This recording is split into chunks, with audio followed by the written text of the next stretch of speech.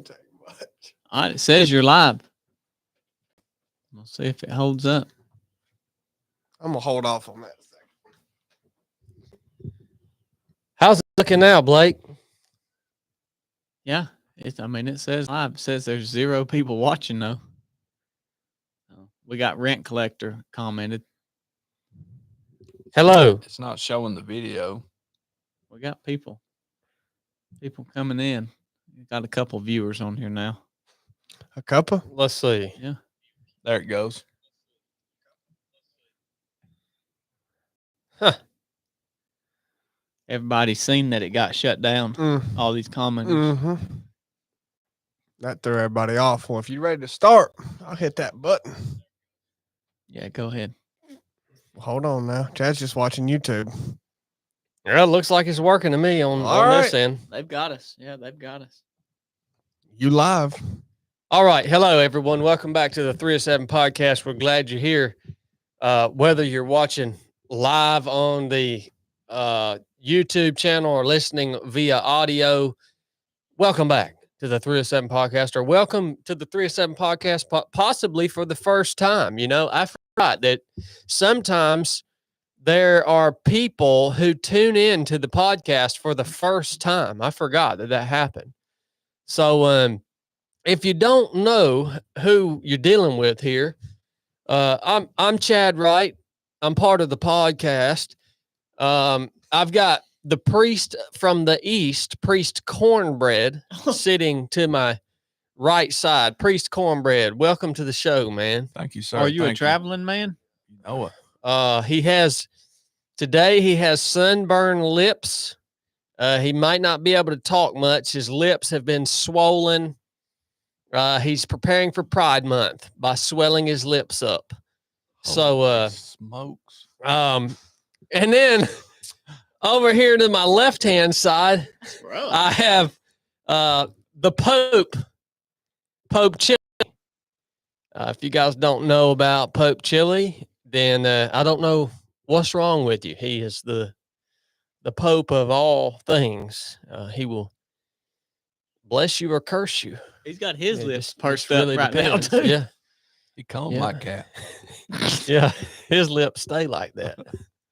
And then behind the computer over here, we have the tech guy, Blake, who's supposed to make all of this stuff work, but he makes it work about half the time.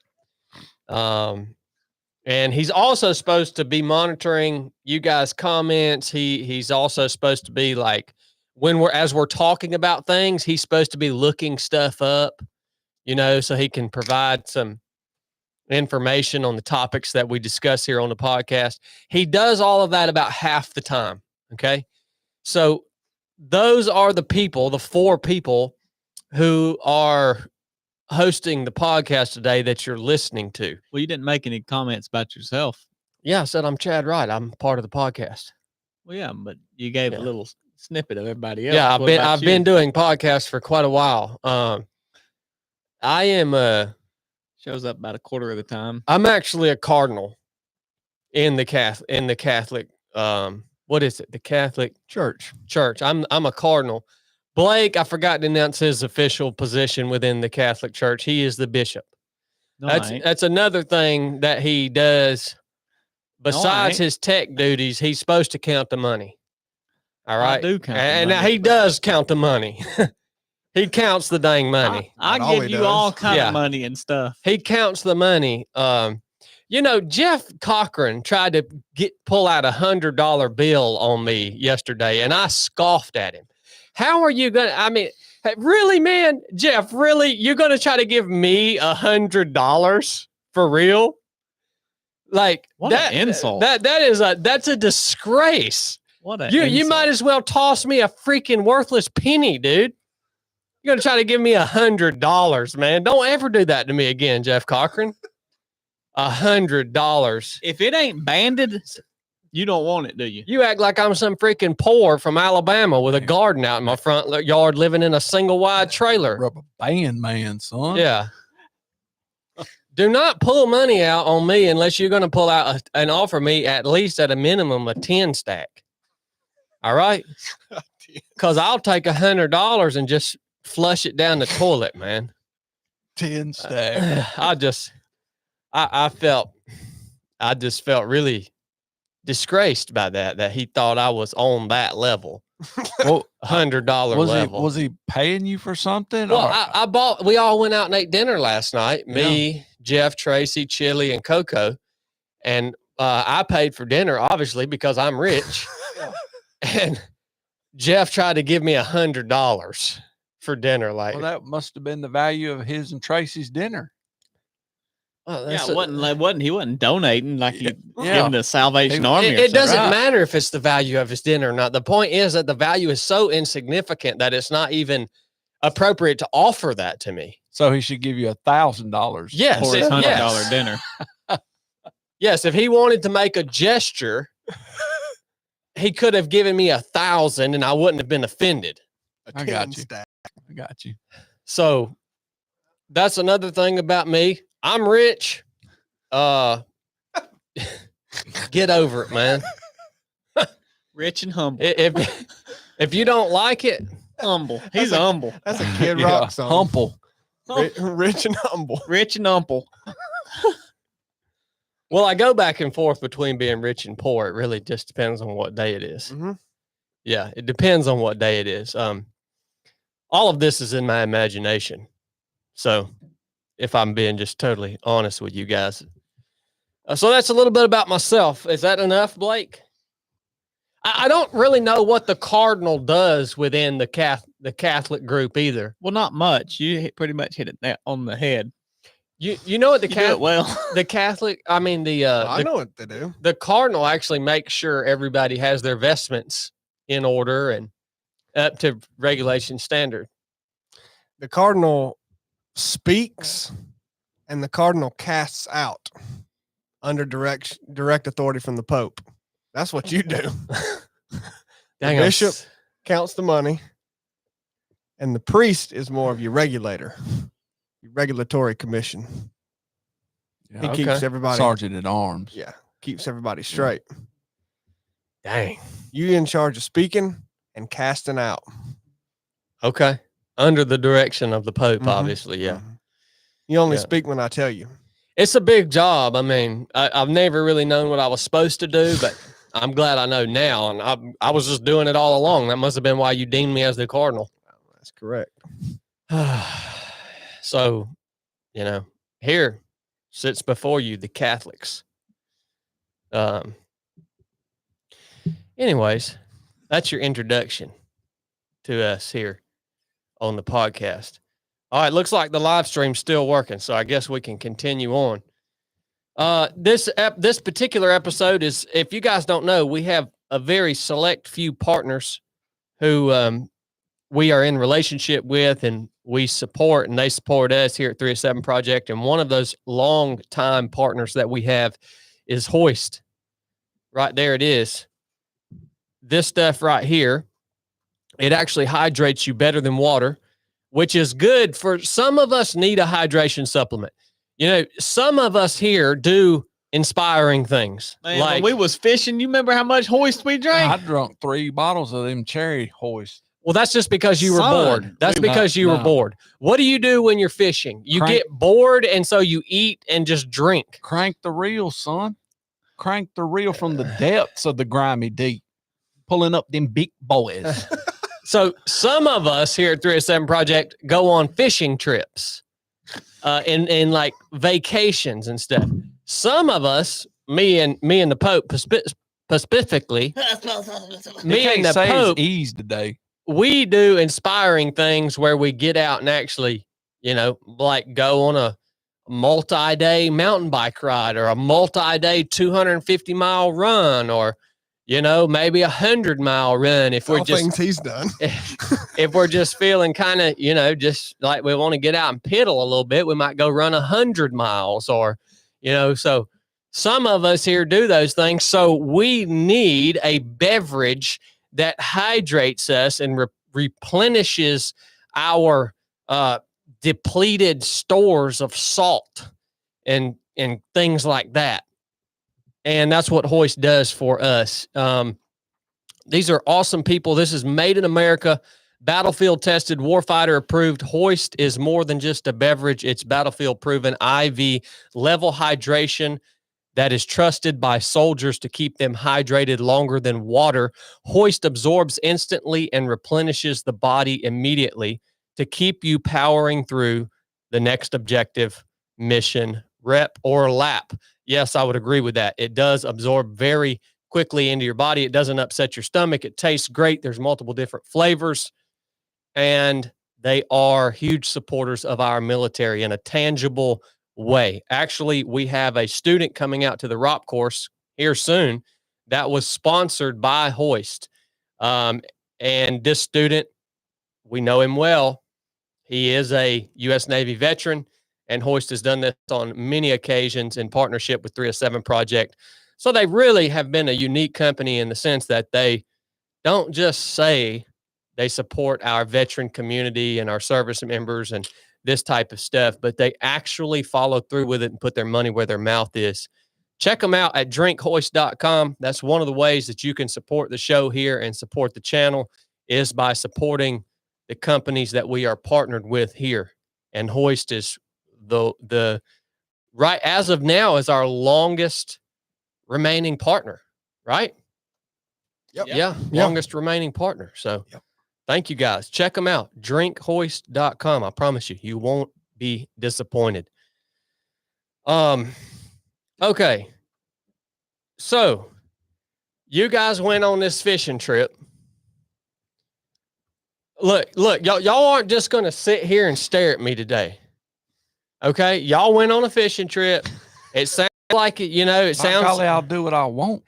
It sounds like y'all did some, whatever you do what do you even do on a fishing trip? Just tell us about what happened. Okay. Because I have been ticked off that for the last 3 days, y'all have been on vacation. Cornbread and Blake have been nothing but a thorn in my side. They haven't been here to do any work. Me and Chili have been doing all the work around here. The only things that have been getting done by me and Chili because y'all have been out fishing. And then y'all show back up and have the gall to send me a text yesterday saying, oh, we might have to pack orders instead of doing team PT on Wednesday because we've been on vacation for a stinking week. Y'all had the gall to send me a text like that? Are y'all serious? Did y'all gonna send me a text telling me, Blake, that you got to pack orders in the morning instead of doing team PT? What the crap? Speak, Bishop. You have the gall to send me that? Y'all know what we do on Wednesday mornings? We team PT. And because y'all been on vacation and y'all have gotten behind on your orders, don't expect me to not get my dang PT. And I'm over here sitting with a busted, frogged out leg, and I'm still going to PT. And don't try to ask me to not get my dang PT in because y'all have been out gallivanting around on a stinking boat somewhere. Well, nobody said you couldn't team PT. It's not team PT without the team, Oh, Cornbread. I know that. Oh, that's why me and Blake did those extra rounds because you was over there sad sacking, laying on the bench. Yeah. And me Doing and Blake, bench press. Me and Blake said, let's do something for Chad because he ain't hitting on much. I'm sitting over here with a frogged out leg, I man. know, really. If you injured, you don't need to be in there at all. All right. You're just hurting yourself worse. That's right. I don't stop, Bubba. Well, it shows. Look at you, busted up, broke down, disabled. Look, I used to pack orders around here. Well, you wasn't packing them this morning at 5:30 when I was. Well, look. I opened the door this morning and this joint looked exactly the same way it looked when I walked out the door Friday evening. Well, look, And you showed up the same late. way. And you showed up late to the podcast. I started packing orders in the basement years ago, man. I used to write handwritten notes. I used to pack orders every day. You did I not. never You take a- packed I one- never you took packed a orders single- for one day. When I packed orders, I never took a single vacation. That must have been that message from that dude on Patreon talking about that shirt balled up in that package. Must Uh-huh. have been the one Chad sent him that time. Yeah. Balled up like a dish rag. Well, let me tell you, I still pack orders. You pack any lately? Look, No. we all start packing orders. We all start off packing orders. I started off packing orders. Chili, you started off packing orders. Cornbread, you started off packing orders. But look, when it's your job to pack orders, Blake, you still pack orders because you look, you don't even do nothing around here. Yeah, of course you still pack orders. When it's your job to pack orders, it don't mean you go on a stinking fishing trip when the orders are coming in, man. Blake packs orders. That's the one that was balled up. It was Blake. It might have been. He did pack a hoodie the other day that looked like a slice of watermelon. Yeah, you can't let you look. You got. I'll pack orders how I want to pack orders, when I want to pack orders. And if I don't want to pack orders, I won't pack orders. You see, I show up when I want to, and I leave when I want to. Well, that's right. So all of that being said, I will formally counsel both of you after the podcast. Okay. About that. Well, you better be wound tight, son. Well, you better be banjo tight. I can bust you in the knee. Well, you guys, I've been to the east. Yeah. That's something he don't know. That's right. He don't know nothing about the East. After the podcast, I will formally counsel both of you about that text this morning trying to skip Team PT. Ping. Are you a traveling man? No, I work, Blake. Whoa. Huh? I work, Bubba. Well, there you have it, Corn. He's not a traveling man. I know it. That's his problem.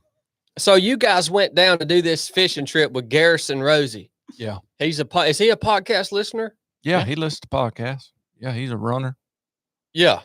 So how'd it go? Talk to me about your vacation. What's the story?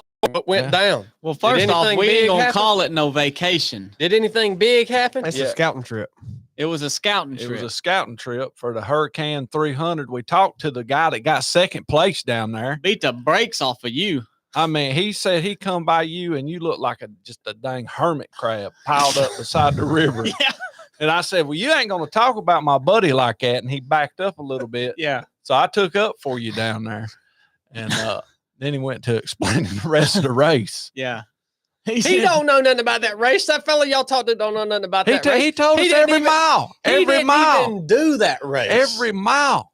He said he passed you like you was standing still. He thought thought you was taking a break. I probably was standing still waiting on Noah Bunch to catch up. Yeah. So we was scouting. It wasn't vacation, but nonetheless, we had a great scouting trip. It was big. It was real big. Did y'all catch any fish? We did. We caught a pile of fish. Well, we went with the man that is the head honcho of the whole boat dock. Yeah, Garrison runs that wharf down there. He's got the #1 slip. He's dead in the center. He runs that whole wharf. The whole wharf on lock. He does. He moves them boats around where they need to be. Yeah.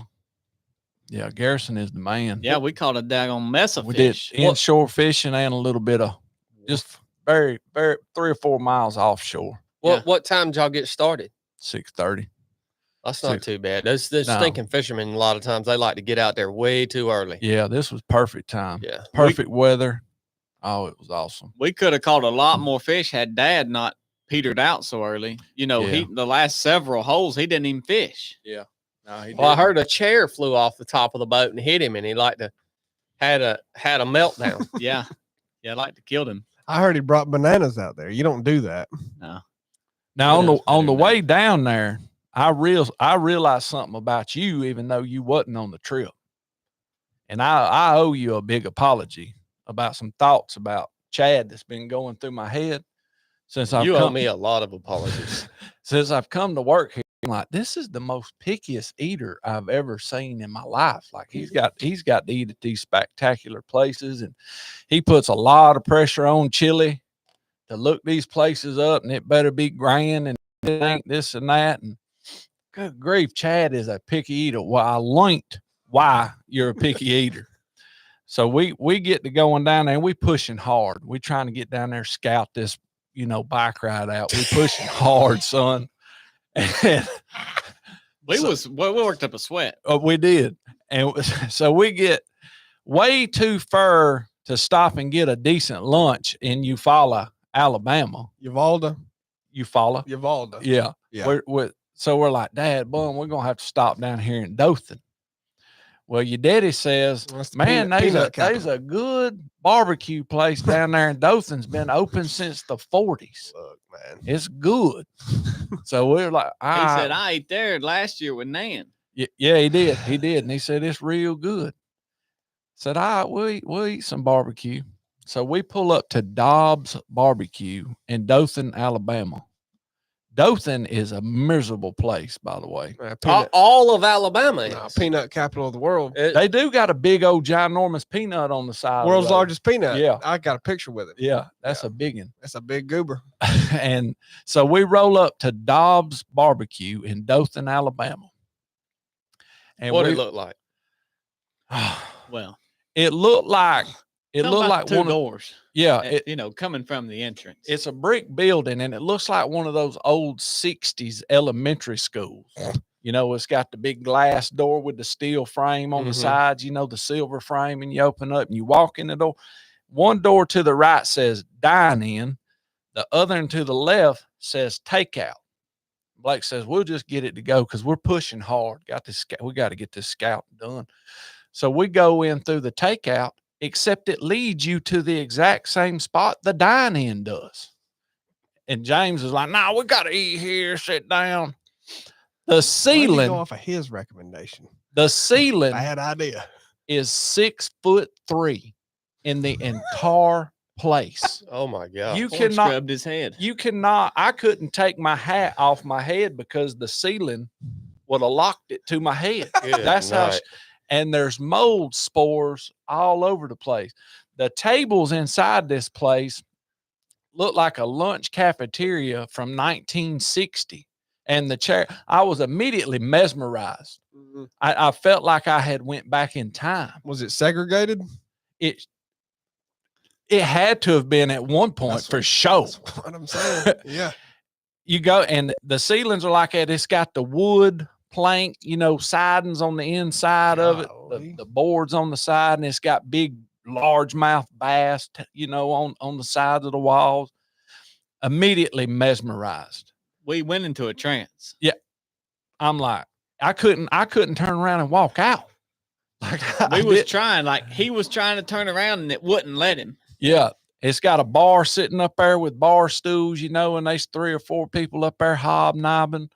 We sat down and your daddy's talking about how good this place is going to be. It's just going to be the best barbecue we've ever ate. We look at the menu. Me and Blake's already like, I don't know about this. We joint. wanted to leave, but it wouldn't let us. And yeah, we was in like this void, this warp zone, this orbital. You couldn't turn around and leave. And so we order a barbecue plate. Me, your daddy, and Blake order a barbecue plate. Eric orders a plain hamburger with nothing on it, nothing at all. The woman said, you don't want no cheese? He's like, no cheese. It's meat and bread. Meat and bread. And They bring me this Brunswick stew out first, and it wasn't even stew. It was goo. Like they had 5 packs of saltine crackers sitting on this big saucer with this small bowl of goo. I take the saltine cracker and put it on the top, and it don't even sink down in the Brunswick stew. Still mesmerized. They bring the rest of the food out, the barbecue plates and Eric's hamburger that was on.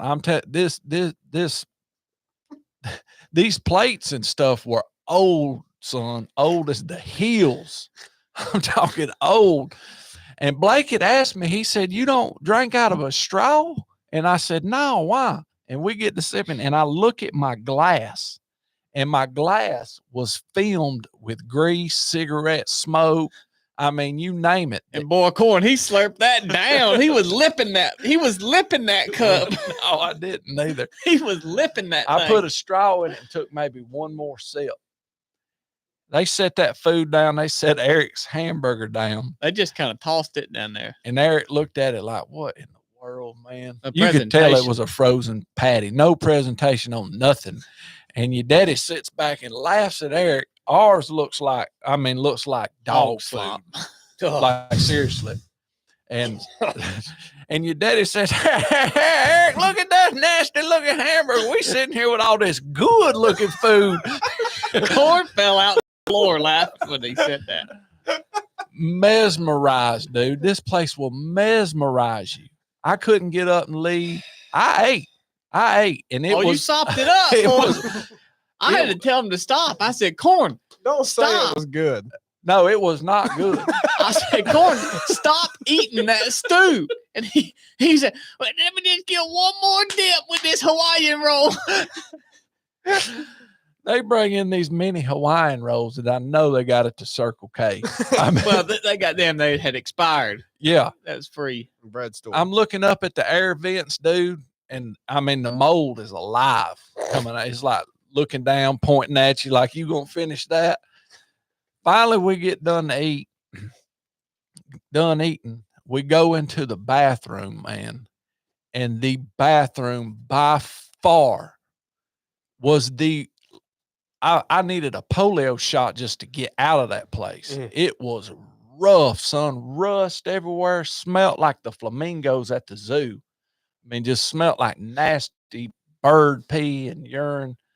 It's worse than the ball field. Can't bathroom. stand bird piss. What did I say when I got in the car out there? I said, I owe Chad an apology. I said, I know now if James did that to Chad his whole life, that's why Chad has got to eat at the best place there ever is. Because that was rough. Well, Corn, another reason is why would you not want to eat? I mean, you just go off on James Wright restaurant service and you gonna end up somewhere like that. You don't want that. I was mesmerized in that place. I felt like a turd after I felt like I should have stomped my own head when I was a puppy. Yeah, Whoa. you would be Whoa. you literally would have been better off just not to eat. You would have been better off just to We say, would've- I'm going to fast. We would have been better off to cancel the trip, turn around and come home. But you've never been in Dobbs, so you don't know the allure it has. I mean, just the way it sucks you in. You can't not eat it. I'm serious, dude. We was saying, Corn, Blake, we don't need to eat this. And as we were saying that, the fork was coming up to our mouth. Eric was the only one that was able to resist it. That's how they've stayed in business. They've got some sort of oh, wizardry. he didn't eat it? You know, on SpongeBob, when he goes to take a bite of something and it cuts to his mouth and it looks like horse teeth and he's going to get that one little nibble. That's what Eric did on the edge of that burger like this. He did. He did. And then he put it down and he covered it up with his bun Uh-huh. and put his napkin over top so he wouldn't be questioned about it, because he knew had he gotten questioned, he would have had to. have I ate think it. what it was is that dang wizardry that somebody has in there couldn't get through Eric's afro into his skull Yeah. like it did us. It hung that mold up. Yeah. That was rough, dude. So I apologize, Chad. I understand why you are the culinary connoisseur that you are, my friend. Yeah, I mean, I'm just flat out not going to eat at a place like that.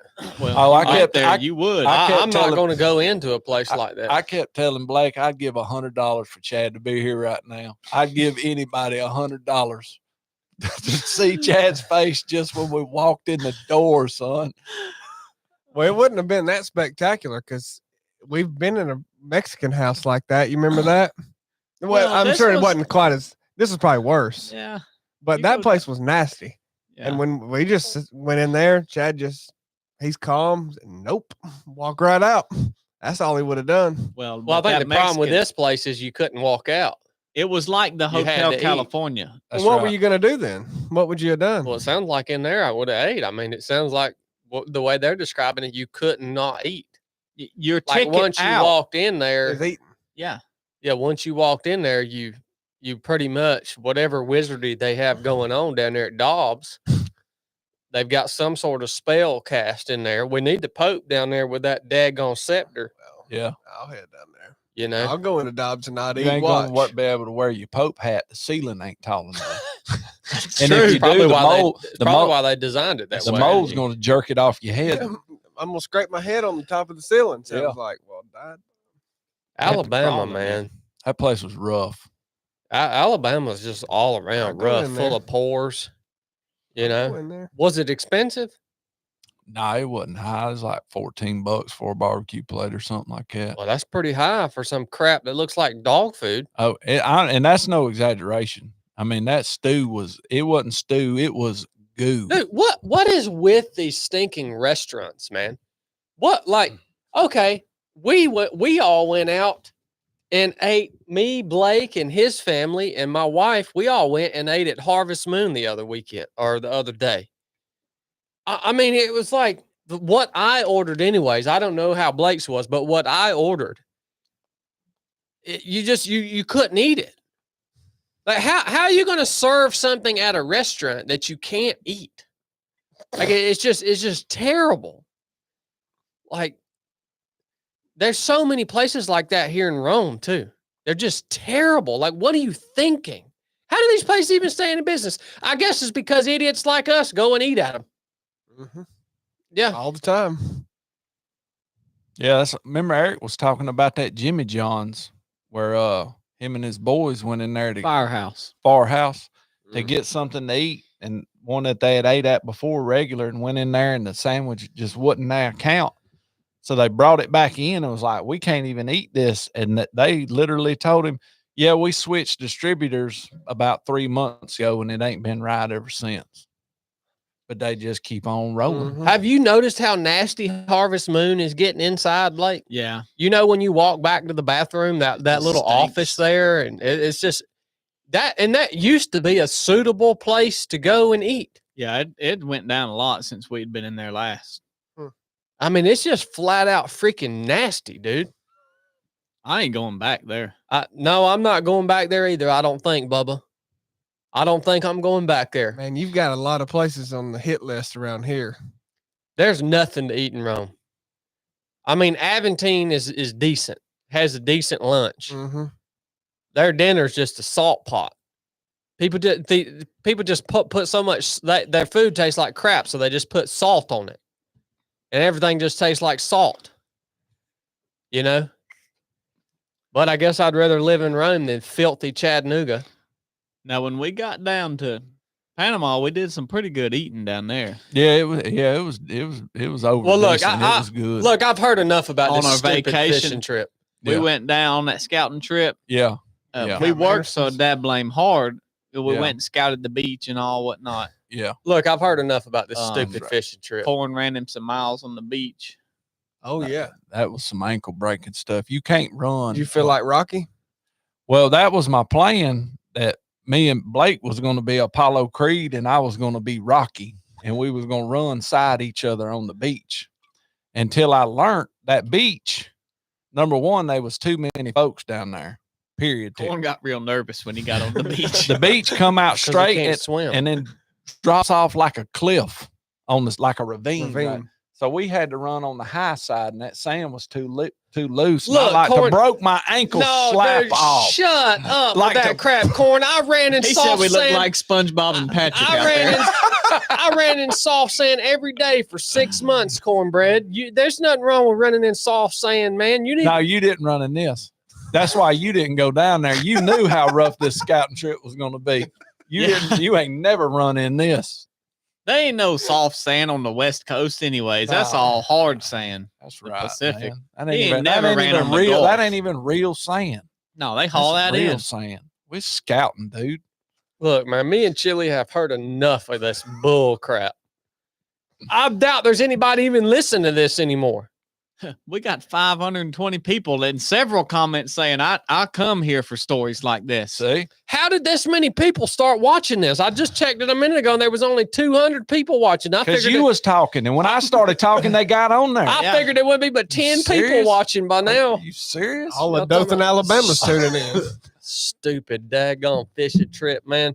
Look, y'all ain't doing that again, all right? We got Okay. another one planned already. So No. When? uh, August? coming up, I can't say Yeah, publicly, you know, yeah. people try Garrison to, ain't gave us the date yet. Garrison's over all fishing now. All of it. He's the fishing czar. He's over Well, all of it. I'm going down to see him. But it ain't gonna be. We're gonna do something legit. Y'all don't worry You're gonna about do it. what Garrison tells you to do. well, that's exactly. Me and Corn, we going down in the fall to gig some flounder at Yeah. night. Yeah, that's gonna be Now, good. I'll do that. No, you ain't going. Now, I'll You do ain't that. going on that trip. Me and Blake scouting something totally different. Yeah. Right, that's covert stuff right there. Yeah, you ain't going. You ain't a part Me of and that. Garrison going spearfishing. No, he said he don't get. He don't know Garrison. He don't know. He don't know. He don't do that stuff. Yeah. Me and Garrison are going spearfishing on closed circuit dive rigs. He quit doing that long ago. Yeah. He don't do that. He no only more, does that man. on special occasions. Wow. Since he started running that wharf, he don't do that. What's his boat called in case people want to go fish with him, Blake? Real Rosie Charters. Real Rosy Charters. He Rosy did put Charters. y'all on the fish, though. Yeah, sure he enough. did really We good. caught a lot of fish. Yeah, he did Yeah. really good. And he worked his tail off, man. He did a big run before he took us out, too. He's Yeah. legit. Of course he did. He's not a freaking turd like you guys are. Bad bum. That bum, man. Chili, dude. What? Okay, Rough. man. Chili. I see you've been to the east, Chili. I have. Yeah, Chili and Coco drove all the way to daggone New Orleans the other day to eat a sandwich. Get that. Eat a Cash money. muflada.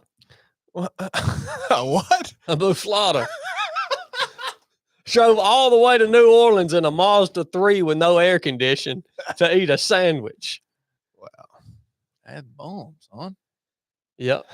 What you want me to say about that? All right, dude. I'm a traveling man. Why'd you take the Mazda with no air? Coco ain't got no car. Well, you know, the Mazda, Gee. we had supplemental air conditioning. Their other choice is the Jeep, so they're good. They were smart to take the I Mazda. Got that fuel efficient. You'd rather at least make it and not have air conditioning and break me, down. And me and Jeff was trying to talk him into buying a new car yesterday. He wasn't hearing it. well, of course. Well, I got to, got to get that. He's got to think about it for a year. Gotta That's get that. that's the Jeff Cochran in him. Got to get that fuel efficiency. Yeah, he's got to think about it for at least a year before he actually buys I one. can't get no truck. Why? Not yet, man. It's too high. Every man needs a truck. Well, I agree with that, but look. Yeah. sometimes Look, you Bubba. just gotta wait. Look, Bubba. If you want a truck, I'll buy you a truck. Just let me know what you want. Stop doing that. You going that'll about What? you got to quit being that way. What? I mean, if you want a truck, man, I'll get you a truck. Just let me know. I can buy one if I feel like it, but I ain't gonna do it. Okay. Look, man, Chili, what is going on with Papa Trump? He's a convicted felon now. Yeah. What are they going to do with this guy, man? Well. I mean, they've convicted this joker of what, 34 felonies? Mm-hmm. Big Daddy Trump. Yeah. Did you see that, Corn? I heard of it. What are they going to do with this guy, man? You think they're going to lock him up? Well, I think they will if the Pope tells them to. Look, man, what do you think's gonna happen to him? Well, Ain't nothing happening to nobody. Well, there's two theories out here, and you need to help me figure out which one's the most likely to be true. Probably neither one. So one theory is that this whole trial and everything, and this whole thing against Donald Trump is just all part of the show. It's just all it's just all part of the show, right? Yep. Well, then the other theory is actually that Trump, the powers that be are actually afraid of him because he's not actually part of their system, and that they've legitimately weaponized the justice system to lock this dude up and eliminate any of their competition. Which, if the election is rigged like we all think it is, then that doesn't even make sense. Do you think because they're going to install whoever they want to install anyways. So it wouldn't even make sense to persecute your political opponent if the elections are rigged and they're going to install whoever they want to install. You think the justice system is pure enough to actually persecute somebody like Trump and lock him up? What do you mean pure enough? What do you mean? They would never lock him up. You mean corrupt enough? No, you think they would actually ever lock him up? Yeah, he's convicted of 34 felonies. He's exempt from all of that. He ain't gonna never go to prison for none of that stuff. Well, that's what I've come on here to talk about. What do y'all? So, Blake, you think that? So they're supposed to sentence him sometime this month, I think. Yeah. So, Blake, you don't think they're going to lock him up? No. Okay. Well, you know he has been convicted. He's not just been accused. Like, Yeah, it don't matter. okay. You got enough money and power. You ain't gonna get locked up for nothing. You convict all you want. What do you think he's going to get? Like probation or something? He won't get you can nothing. appeal to the end of time. He won't get nothing. He'll just roll on So with as long- life like as he's long- always had. as long as he is in an appeals process, they can't sentence No, him. he's not going to prison. No, I mean, that's the process. If you just wanted to look at it legitimate and it was not at all a show, you're convicted on 34 felonies. What happens? Well, yeah, I mean, there'll be a huge process that's fought for a long time. And I think that's, that could be going on as he's president. I mean, he could get elected during that process. I've said ad nauseum about all of it. I mean, people, man, things to talk about. And I was thinking how the climate, the political climate, if of course, it's history. It's 2,000 years ago. I don't know what it looked like that well. I wasn't there. But what were people looking for right before Jesus came to the earth? What did they like, regardless of the Jews looking for a Messiah? What were people looking for at that time? They were looking for a political leader. There was political unrest. There was government oppression, right? Well, also, partially because of that, people at the time, Jews, were looking for a Messiah to come that would be a political leader to save the day. Save their nation. Yep, save their nation. Well, Jesus comes. He is the Messiah, but that is not what it looked like at all. I have to believe that right now, really, and this is one of those things that, yeah, it's always been, the world's bad now. It's way worse than it ever was. A lot of that I look at and go, well, it's the way it's been in the latter days, right? Ever since Jesus left the earth. But one thing that I do think is eerily similar now and a relatively new phenomenon, and when I say relatively new, I mean in the last 10, 15 years, is that we're looking again, there's political unrest, and we're looking again for a savior, a political savior, really bad. And a lot of people, I mean, it's the most emotional thing. And because if I sit here and then say that, if that's what you're looking for, you may not even realize that's what you're looking for, but you think that's Donald Trump, you're wrong. Well, people do not like that. And they go, well, it's better than the other option. But, well, I don't know that. I mean, why do you know that? What is your reason for saying that? I have equal distrust for Donald Trump as I do Joe Biden. And some people, they can't get past that their taxes were lower, gas was lower, whatever else when Trump was president. So they just hear that and they think you're equating the two, man. You think it was better. I just know it was better when Trump. Yeah, it was, but that's a part of the whole deal. That's a part of the whole deal. What people can't, I don't look at the surface level stuff. Does that stuff matter? Yes. If your gas is lower, what your taxes are, business, all of that matters. That's what affects you day to day.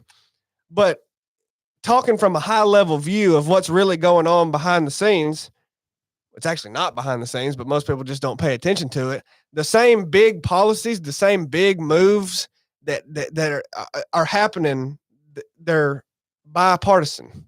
They happen regardless of what party is in there. There isn't actually, I don't like the term bipartisan because everyone says we need a third party and more parties than two. We don't have two now. We have one. We have one. We have the elite party. And Trump is in it just as much as Joe Biden. And we've talked about it on the podcast. Cornbread's talked about it. You can go back to Trump's presidency with certain things of your day-to-day life better under that governance and that administration. Sure. Were there deals made in the Middle East by Jared Kushner and his administration that were good, seemingly? There was peace in Israel. Yeah, that was good, man. The Abraham Accords, great. I think that would continue when Trump got in office. But I think there's more than meets the eye, and that's all I can tell you. And I mean, why I think that's more than meets the eye is because I can then go and look at the other policies that were instituted under Trump's administration. It's all leading down the same road. I mean, people think, the Joe Biden term has been a continuation of the Barack Obama presidency.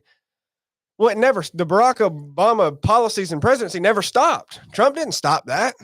It all continued. The agendas that were being pushed, starting with that, never stopped. You were governed slightly different. And then some people will argue, well, what I don't get, what we're missing is that Donald Trump is the good guy in all of it. He's trying to stop that. That's sure not how I would go about it if I was trying to stop it. I wouldn't go about it that way. Now, maybe I'm just an idiot, and maybe he's going to come out on top because he knows way more than we do, and he's playing 4D chess. But I don't think so. That's why I've maintained for a long time that I believe this is a part of the process, just like the lead up to the last election with the COVID-19 whole plan. Donald Trump was president. They moved forward with this whole thing. It's not happening to Donald Trump. He's a part of it, man. He rolled with it all with the vaccine, said what he needed to say. You get to the election. Yeah, none of the elections. I mean, who's had trust in an election for a long time? You're dead wrong if you have. The election happens. You put in a freaking invalid as president. Donald Trump rolls back. It's quiet for a while. He's back again. But now he's convicted. Now he's going to prison. No, he's not. And anybody who knows the legal system knows he's not. No, he's not. You're leading up to the debates. He'll still be able to debate. He'll be in an appeals process. Who says you can't be elected president? You can be elected president from a jail cell. If he had to be, it ain't nothing invalidated by none of this. So he'll move through the same process. He'll pick a vice president and they'll roll through. And I believe that that's who your president will be. And then I don't know what steps will go from there, but I've said before, I imagine there will be a continuation to the Abraham Accords. There will be more peace in the Middle East. War with Russia and Ukraine will stop. I mean, that's where I'm at with it, and that hasn't changed. I could be dead wrong. I'm not saying it's going to be peaceful forever. I just don't think a war is imminent. I think these things are going to take place before, but if you want my prediction, so to speak, yeah, war will come. So you don't think he's going to jail, and you don't think they're going to make him disappear or suicide him? No, I don't think so. Okay. No, I don't think so. But what is the evidence that Donald Trump is this good guy that's going against the system? Like what's the evidence brought forth for that? Because just the things he says. Because he said things that you agree with? Yeah, it's the things he says, yeah. Okay. I mean, what about what he's done? I mean, why would you pay attention to what a politician said? Oh, wait, he's not a politician. Mm-hmm. Right. He's not a politician. Mm-hmm. He's just the president of the United States. Yeah. He's a politician. He's been a politician since he was young, man. It's exactly what a politician is and does, what he did leading up to his presidency. It's exactly what it is. It's like people who run for governor and their ads in the freaking TV are, oh, I'm not a politician, vote for me. Well, boy, vote for me better not be the seceding statement to I'm not a politician. Sounds like a politician if you say vote for me. I guess it would be a more accurate statement to say I'm not a career politician. Yeah, that would be a more accurate statement. And then I would still this. disagree with that because he was a career politician, just not in office. Yeah, I see what you're saying. But yeah, no, there's and like all the like Trump gets exonerated for everything. Are the felonies, the 34 count felonies that he's on, legitimate? No. That's the thing, man. You can look at things critically. I'm not saying he should be locked up for these. Like, he shouldn't. I'll tell you what, buddy. You mess with Stormy, it's gonna rain on you. You mess with Stormy, it's gonna rain on your parade. Look, he should have never messed with Stormy, dude. But the problem is, he's not held to account by anybody for anything legitimate, man. Like, why are we not talking about his connection to Jeffrey Epstein and the Clintons? Why are we not talking about that? Why aren't we talking about these useless felonies that are freaking bullcrap and everyone knows they're illegitimate? Why aren't we talking about that? Why is that the distraction? All this does is help Trump. Yeah. We're not talking about the things that he's done that are literally legitimately evil and a problem. And if you don't think he's like independent journalists, look him up, Whitney Webb, whoever you want to look up. I mean, he has connections to the man, to the whole deal. I mean, he funded the Clintons' campaigns years back, man. He's a career politician. He's a career lobbyist. That's all he is. I mean, he's got the full track record. What'd he do? He all of a sudden changed? People can change. They sure can. What's the evidence he's done that? Because he started talking different? I mean, I'm just not going to act like I think the dude's the savior or even a good guy. Why would I act like that and pretend that? Just because people like him or because he said something they liked or because he did something good or because he's a Republican. I can't do that, man. Like, what's going on with this? I could be dead wrong, but I think you're going to go through the dog and pony show of all this stuff that's been a dog and pony show for a long time. He's going to go to court constantly. He'll be in the news. He'll have his picture up there. It'll be every single day from here on out. What's going on with the court decision? What's the appeals process? What's happening? How does this? Some people will say, oh, this means he can't run. This means he can't be president. It don't mean none of that. Ballot's going to come around. Election's going to come around. And then it's my opinion that it's an installation anyway, and he'll be the president. Yeah. But he'll be the president, in my opinion, to continue the agenda. Mm-hmm. To me, if you take a step back, it would help everything to keep swinging the pendulum back. Yeah, yeah. It would help it, man. That's what causes the division. Well, and it's what causes people on the right to stay appeased, man. Yeah. All the people right now that are pissed that Joe Biden's in office, you can put Trump in, piss the other side off. But see, this side that gets all whipped up and wants to start a revolution, nobody wants to start a revolution when Trump's back in office. They can lay back, baby. You got to throw him a bone We can lay back, man. We got dude in. We got Big Daddy Trump in, man. We can just lay back. It's all going to be fixed now. No, it ain't. The same crap's going to keep happening, but you ain't going to pay attention. Yep. You know, if I just can't help but think what a, you know, when a man is just living in sin and just sinning against himself, and he meets a woman named Stormy and he says, oh yeah, this is it right here. Me and Stormy, we about to have a good time. I mean, do you not think that when you lay with a woman named Stormy, that it's going to come around to bite you? Good gosh, Chad. And already knowing what Stormy was. Yeah, I mean, come on, Papa Trump. When you got laid up with Stormy, I know you watching this, Papa Trump. When you got laid up with Stormy, did you think that was going to pan out for you? I mean, really, how stupid are you, man? Well, I'm not here to, demonize or criticize all of his bad decisions in the past. I'm just saying the way I think it is. But you know what's funny about that is people will come away with this and think we're just Joe Biden supporters. That's all we are. Just a bunch of Joe Biden. How, man? What have I said, or what has any of us said that is pro Joe Biden or pro? I don't support none of them. Democrat. I've been saying for years the whole dang thing needs to be slapped down to the foundations. That's all that needs to happen. Yeah, and people need to be strung up. Yeah, that's your hope for the political system. I've been saying that for years now. Do you know Eugene V. Debs? About 3 years.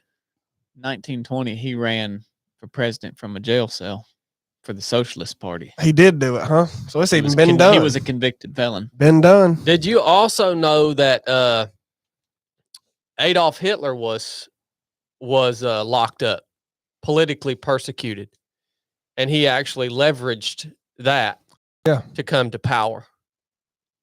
Yeah, like in my opinion, if Donald Trump gets put in prison, it will be for the same reason. I mean, either way, it's going to work out in his favor. This process, 100%, Oh yeah, and he would get out. yeah. What do you think about it, Corn? Well, I think it's important to realize the word felony, like the felonies he's got aren't the felonies that what the average person thinks of when they hear felony. Mm-hmm. He wasn't hauling 15 pounds of cocaine across the Mexican border.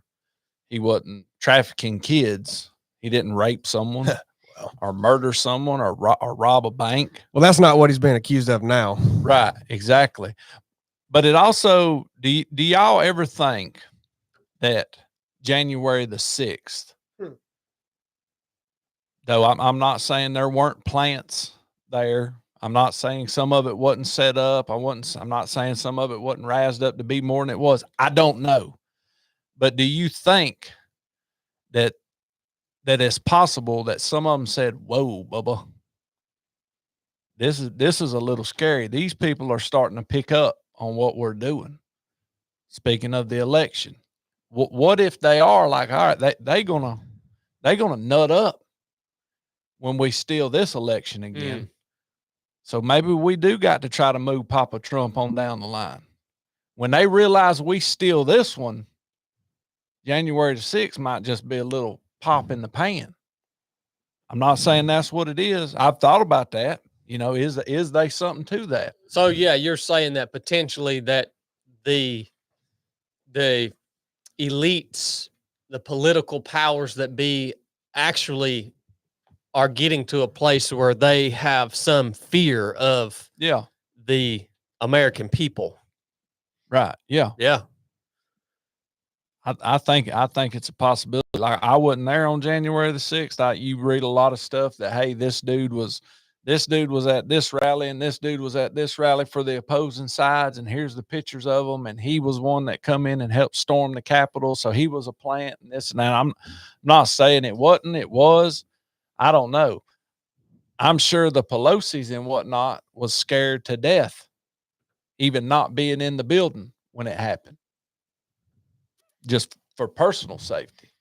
Yeah, unless they knew it was happening because exactly, it was all orchestrated. Yeah. And I'm not saying they didn't. Yeah, there's no way to know for sure. That's my opinion. Yeah. So I can't get past that. I mean, I'm biased by that. Like I think what I've looked at, seen, and researched in that, and there's really no question that there was a mix of plants and legitimate people. Mm-hmm. You can't say everybody in that crowd was all agents, because that wasn't the case. Right. It just wasn't. But also, if you say there was no plant, I mean, there is documented there was. Yeah, I agree. So there was a mix. But then if you look at why the people, like what happened and the people that were there that were legitimately there, no, I don't think that scared nobody.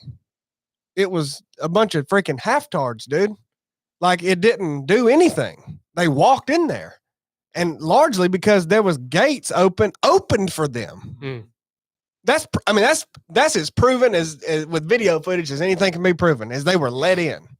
Right. They were let into the building, and then they just walked in and took a tour. Yeah.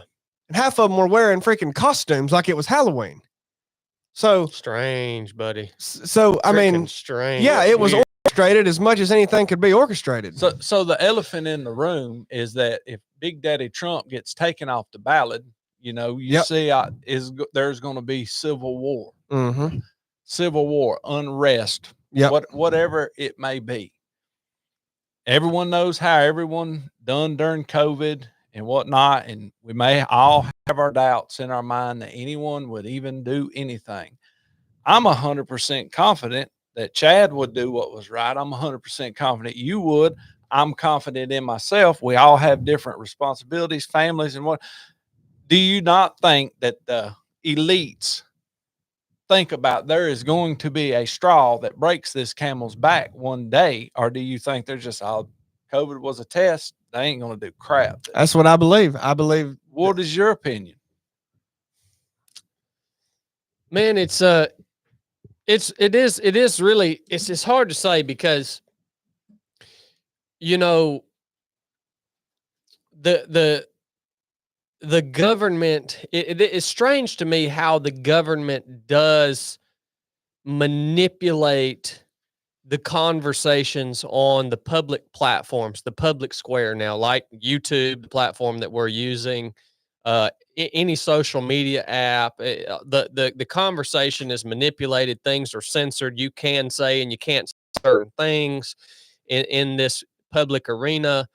And if they weren't worried at all about people like us, then why would they try to censor the voices of people like us? So you do see some pushback and some manipulation over select few people who want to talk certain ways, which leads me to think that, well, maybe they are somewhat concerned that there's some group of people out there who could actually mount a resistance and overthrow us. Yeah. Left. Well, really what it is it's just the mass formation thing. Like they're not really scared per se, but you have to continue feeding so the majority of people are going to follow. If you don't follow the media propaganda, well, then people may start thinking for themselves, and then you'd have an overwhelming majority think for themselves. And even if you're still not scared of that part of the population, you're not controlling it as well. You don't have these blind dedicated followers. That's the purpose of it, is to just get as many as you can. Like whoever podcast you want to say, well, that may start to make people a little bit resistant to what we're doing. So we've got to stop that. It's really not because you're scared of a resistance. It's just like, we've got to, like, this is the slow progression into this mass adoption of all of these policies. And it's like a brain infestation. So you have to shut it down. It's not like they think they're going to be overthrown. Yeah. And on that, I do have to say, I would be surprised if the government really did fear a armed resistance in some sort of revolution, because I would be surprised if they feared it, because even I myself do not think that it's possible.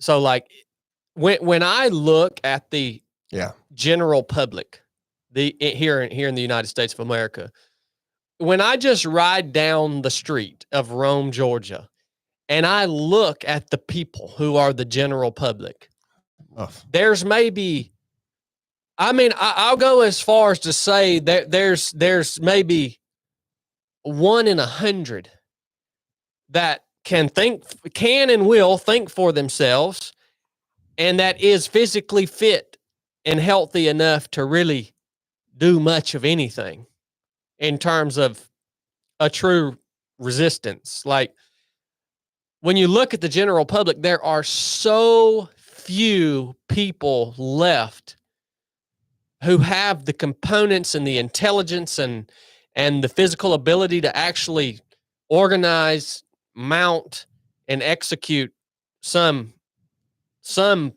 thing that would actually result in change, like major change. Like I don't think it's possible anymore. I mean, dude, when I go to a park or something, and you just look at the people and just the quality of people is it's not good. It is not good, man. Maybe that's just, I don't think it is. I mean, maybe that's regionally. Maybe that's because I live here in the South or whatever. But man, it's just bad, man. But to your question, Corn, and then what we saw in 2020 and 2021, like holy crow, man. Like, do I really have any faith in the American public to stand up against anything after I saw that? No. Like, I have zero faith that the American public would actually stand up and mount any sort of real resistance against our government because of what I saw in 2020, 2021, 2022. It's just not there anymore. So I would be surprised if the powers that be had any fear of the American public when I myself look at the American public and say, there ain't no way, man. Well, and that's why I think scared or not, or if it's just for control purposes or not, because that's the thing, man, is it's not that you're scared of a revolution. It's just they want it to be less violent as possible. They do. I mean, they want a peaceful slip into slavery for everybody. And the best way to do that is to just keep you calm. Like, they manage the unrest. They always stir it up, but it's always managed. It's never let out of control. And I don't think they're scared of a resistance in that way, but I think they'd want it to be as controlled as possible. And truly, what Donald Trump did is create this mass division. Started with really Obama, right? And Trump just continued it. I mean, it was separating the two sides, making them polar, man. Yeah. He was so polarizing. Well, that's a good thing, really, for what they want to do, because then they can slowly bring things together through their policies. Like, you've got one side of that polar, like, okay, it's a polarized thing now, and the left is entirely in lockstep with the government agenda. Like, I mean, that's what that side is. And then the other side thinks they're against it. Well, then why you put Trump back in office is that will make the other side then slowly be brought over to the left that is completely controlled. Does that make sense? Yeah. Well, Like, why did people lay down during COVID? I have to believe part of that was, well, Trump's in office, man. He'll take care of it. He'll take care of it. Like, we got Trump in, man. What's going to happen under Trump? He told everybody to go stay at home and take the shot and do this and do that. I mean, some people still didn't do it, but like, he told you to do that. yeah, right. And you just were like, well, he's a good guy, man. Well, that's what's going to happen now, is whatever needs to be pushed forward now. They had 4 years of Biden. Everybody's pissed. But then you just lay back, and all the things you want to institute can go right in under your nose, because you'll be like, Trump's in, he'll handle it. That's the government doing that. Trump's fighting it. Trump fought COVID, man. He fought against it, but they won. No, he didn't fight against it. He didn't fight against it. And he's not going to fight against the next thing, but you'll think he is because he's in. And then it'll go right on through, and you'll be like, well, darn. Fauci got us again. Yeah, Fauci and Trump and all of them. Nobody's fighting for you. Nobody's fighting against. Like, if you think there's this thing going on to where Donald Trump's in office and they're just going around his back doing all this stuff and he's fighting it. I mean, that was literally what QAnon was. The freaking internet psyop that caused the Capitol riot. And that's all that was, making them think that Trump had it under control. They just kept stringing it out. They had these dates. Well, on December 15th, Trump's going to do this. He's going to see a press conference and he's going to raise his left hand. And when he does that, that's the signal that he's getting on. Oh, you're taken care of. I mean, that was what was going on under a underground online forum. And it literally had thousands and probably tens of thousands of people bought in so much that, I mean, they believe that. And when you believe that, then stuff can keep happening in front of you. And then you can go online and read, well, but this is actually so Trump could get his foot in the door here. And then what's going to happen is he's going to come out with the skull of Nancy Pelosi. And then it's all good. And people just kept waiting on that day. Well, that day never came, but they were real quiet and waiting the whole time instead of mounting any resistance or speaking up or saying anything. They just said, he got it. Just lay on back. Watch this happen. Oh, yeah. Biden's a hologram. And no, did hundreds of thousands or millions of people believe that? No. Did a lot of Trump supporters believe that? No, but that's still how they operate. Essentially waiting, like, you just wait, Bubba. He gonna come out with Hillary Clinton's skull one day and it's all gonna be Did good. people really believe this? A lot. He was gonna come out with a skull? A lot of people believe this. A lot of like more than you think, man. Okay. Well, that really confirms what I just said about the general public. A lot of people believe QAnon.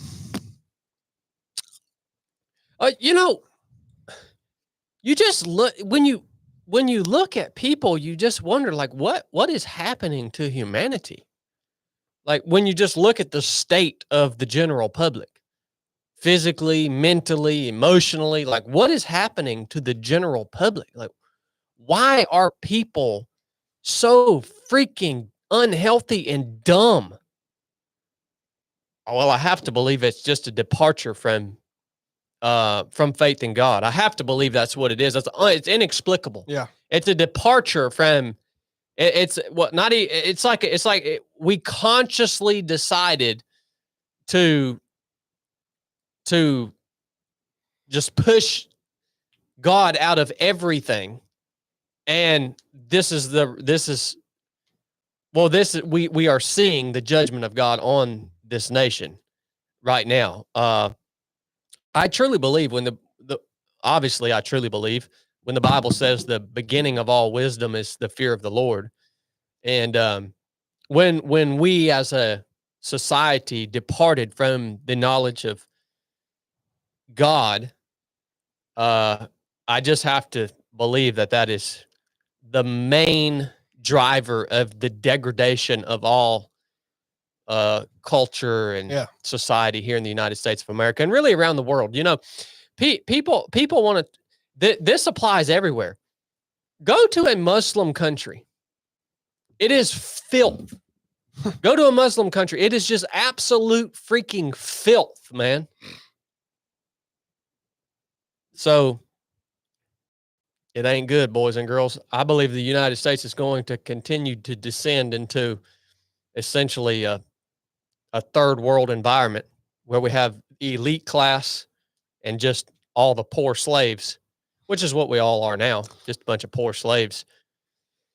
Yeah, it ain't going to change, man. Well, real quick, you know, I can say what I think all day long about anything, and of course I don't know nothing, but I'm very ignorant of what it's like to work in the military. I mean, I've never worked for or been close to any of that.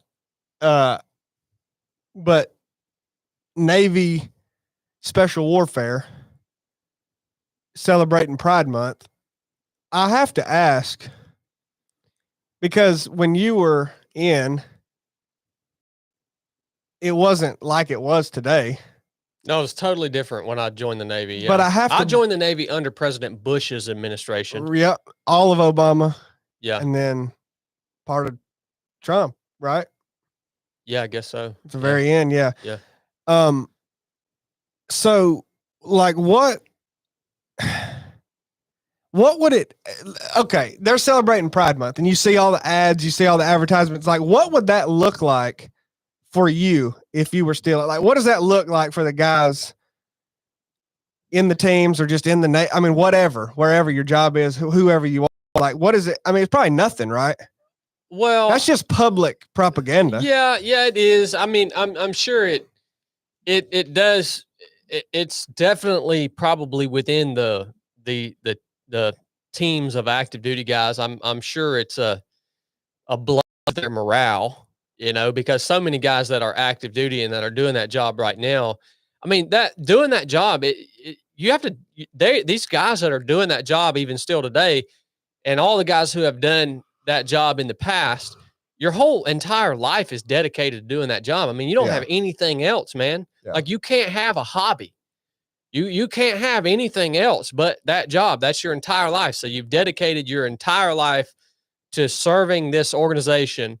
And then they come out and they post something as heinous as that, like they made a post, the rainbow and talk, these all integrity, dedication, this, that, pride. Yeah. And it's like, it's just got to be a blow to the morale for those guys that this organization that they've dedicated their entire lives to serving would come out and publicly attach themselves to such a heinous agenda as freaking Pride Month, man. So that's probably it. I mean, it's just a blow to morale, which I would have to imagine within that organization now, morale is probably already just in the freaking dumps, man. I mean, also when I was in, especially in the early years, the public's perspective of military members was different. You notice that's changed. Oh yeah. The public's perspective of people serving in the military has shifted like drastically, dude. Mm-hmm. That comes in waves, it seems like. Yeah, it does. I From mean, being demonized for it to being heroes, to heroes to demonized to Yeah. heroes. Yeah. yeah. I mean, what happens is as the public's distrust of the government just continues to grow and grow and grow, as the public trusts the government less and less, they begin to also trust the people who are working for the government less and less. And that even filters all the way down to police officers. Yeah. You know, I remember when I was growing up, dude, everybody really had a lot of respect for police officers. I mean, people would buy their meals when they went out to eat, and they would thank them, and like, but that's all changed. So the distrust of our government is, I mean, at least in my lifetime, at an all-time absolute low. And so that being said, if you wear a uniform that represents any arm of government, either local or federal, I mean, that trickles down to you.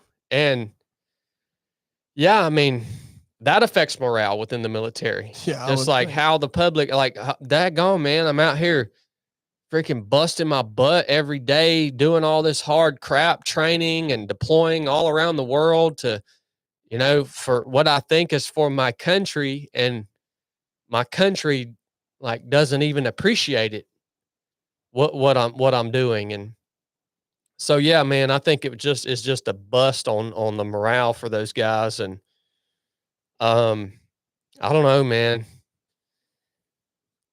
When I joined the Navy I guess I joined the first time in 2007, like there was still this sense within the SEAL teams of this warrior class. There was still this sense, like, if you were a SEAL, if you wore the trident and you were there at, you know, your team, you didn't have to like have a perfect haircut. You didn't have to wear the stupid, you know, garrison uniform. Like, you walked around in PT shorts and a t-shirt, and you just did your job, and everybody left you alone. And there were all these support elements that were there to kind of support you and enable you to do your job. But as the years went on, this idea of equality began to just equity. Yeah, it began to like infiltrate that culture, to where then you had the support people that their job was to support the operator, whether it was, you know, logistics or comms or cleaning weapons or engineering or cleaning the vehicles, or like all that stuff that has to happen for the operator to be able to go do his job. The support people began to really like hate on the operators, because they were like, wow, this guy, he's walking around in PT shorts and a t-shirt, and he don't do nothing. Yeah. Like, I'm over here fueling his truck up for him. Well, they don't see that the dudes fueling the truck up, he gets to go home that night, and the operator is going out on a freaking training evolution starting at sundown, and he's worked all day, and then he's going to go out and train until 5 o'clock in the morning. Then he's going to get 2 hours of sleep, and he's going to get up the next day and do the same thing. Like, they weren't able to see what we did. And so there became this tension, and then this whole idea of, well, everybody's really equal, you know, like you don't have any special status as a warrior. You're just a cog in the wheel, man. And so then they started forcing the guys who did wear the trident, they started forcing them to be more just like the support personnel. And then the whole construct of this idea of this kind of warrior class just kind of, I just watched it kind of disintegrate. Yeah. You know, it's like when I first joined the Navy, you wouldn't find a dude that wore a trident standing quarterdeck watch because like he had to do so much more than everybody else to earn the right to wear his trident. Like if he had time off, if he wasn't training or deploying, he should be at home with his family. Yeah. But by the end of my time in the Navy, you were on a watch rotation as an operator. Like you would go and stand quarterdeck watch all night long and just sit there and do nothing for no reason. For no reason. And so that is just, I don't think it exists anymore, man. Well, talk about a way to kill an organization. I don't even know how they get people to sign up to do that job anymore. I think they're having problems doing it. But what you just told me and explained, people wouldn't realize is even happening or understand the gravity of it back here in civilian life, because that's all about hierarchies and a hierarchical structure. And you're like, what you just described is they're tearing that down. Yeah. And that sounds good and all in civilian life. It's like, well, hey man, don't put down the guy who fuels up your truck. He's equal to you, the operator. And it's like, yeah, on a basic human level, like just because you're we're not going to disrespect them. Right. Like just because you're a Navy SEAL don't mean you're more valuable as a human being, but you ain't the same, buddy. Yeah. You ain't doing the same job. Yeah. And it didn't cost you near much to be there. Equal. Yeah. So to speak. Like and it's not glorifying anybody. It's just, that's just the reality of it, man. There's hierarchies to things. Like its status is a real thing. Like not everybody's treated the same or should be. If you do that, you get the results that is happening to the Navy, but we're doing it back here in civilian life too. And that's trickling into the, but that's a designed plan to kill it. Yeah, because it's got to be killing it, man. Because that's what's happening here, man. It's everybody's the same and has to be treated the same, regardless of, everybody's got to be paid the same. That's what socialism is, man. That's what, regardless of the job you do, everyone's got to be treated the same, have the same benefits, have this, to have that. It's not equality. It's equity.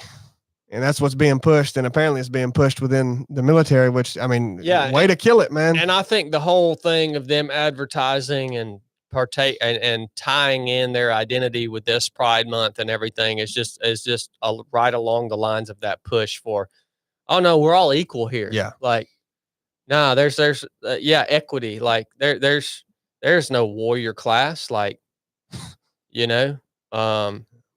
not even, there's so many aspects of that. Even the idea of, that's another thing that happened while I was toward the very end of my career, is they begin to allow females to apply to combat MOSs, right? And even they allowed females to apply to buds. Like that is so freaking heinous, dude. Yeah. It is so, like, just in reality, that is just heinous. But it's equity, right?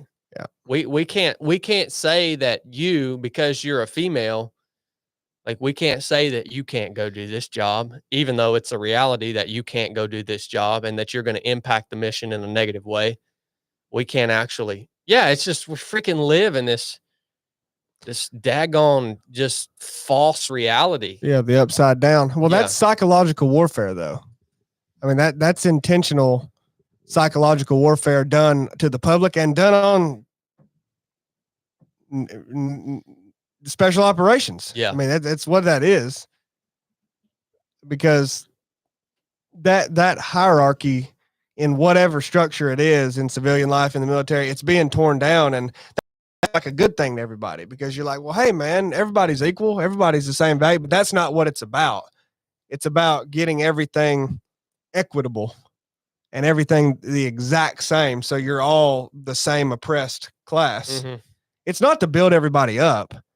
When you have a hierarchy and you tear down the hierarchy, not everybody's brought up to the top level. Everybody's brought down to the bottom. Yeah. That's the purpose of it. Yep. Yeah, it's bad, man. It's funny too how like all of that is happening to this warrior class, and they're tearing all that down, and then we here on the outside as prior members of those organizations, we continue to tear each other down out here, and then we're just contributing to the freaking degradation of the morale of the guys who are still doing that job. It's like, yeah, it's I don't see it being saved. Like I don't see anything turning around in a good way. Which is I don't know. It's kind of sad to say, but is what it is. Well, let's move on to our Patreon question. If you guys don't know, we have a Patreon page where we post a lot of cool content. Chili does the tip of the week now. Yep. Just started last week. Coming tomorrow. Yep. Cornbread posts some behind the scenes stuff. Blake and I, we do Resurrected every Sunday, which is a live call. And every week here on the podcast, we take a question from one of our Patreon members, because Patreon is just a huge part of the sustainability of this podcast, of this YouTube channel. They are the few people out of millions of people who hopefully get something from our content. They are the few who choose to give back. And that's why all of this is able to happen. So we are happy to take their questions. We have a lot of amazing people over there on Patreon, and Resurrected is one of the favorite things. It is my favorite thing that I get to do. It has become that. And it's like the call we did Sunday, man. Like, I didn't want it to be over, because we have these very meaningful conversations, and I get to hear from people, and we all get to join in and share with each other. And it's just so good. But here's the question that we have. I'll let Cornbread start off with this. As a Christian, now this is it. As a Christian, how do we deal with narcissistic people? I have a family member that lies, manipulates, and feeds off of others' emotions. I found you guys in the midst of working for this person. I truly love this person, but I can't have him in my life right now because I don't know the next move. So as a Christian, how do you deal with someone like this? This is a family member, not a spouse, but a family member. And I don't know. What do you think, CB? How do you respond? We've kind of touched on this a few times on the podcast, because it's something that I think everybody deals with, man. Well, he says he loves them, so I'm sure he still wants them in his life, though he said he can't be around them at the moment. I think it would be important, if you know they're lying, to confront them about whatever lie they're lying about.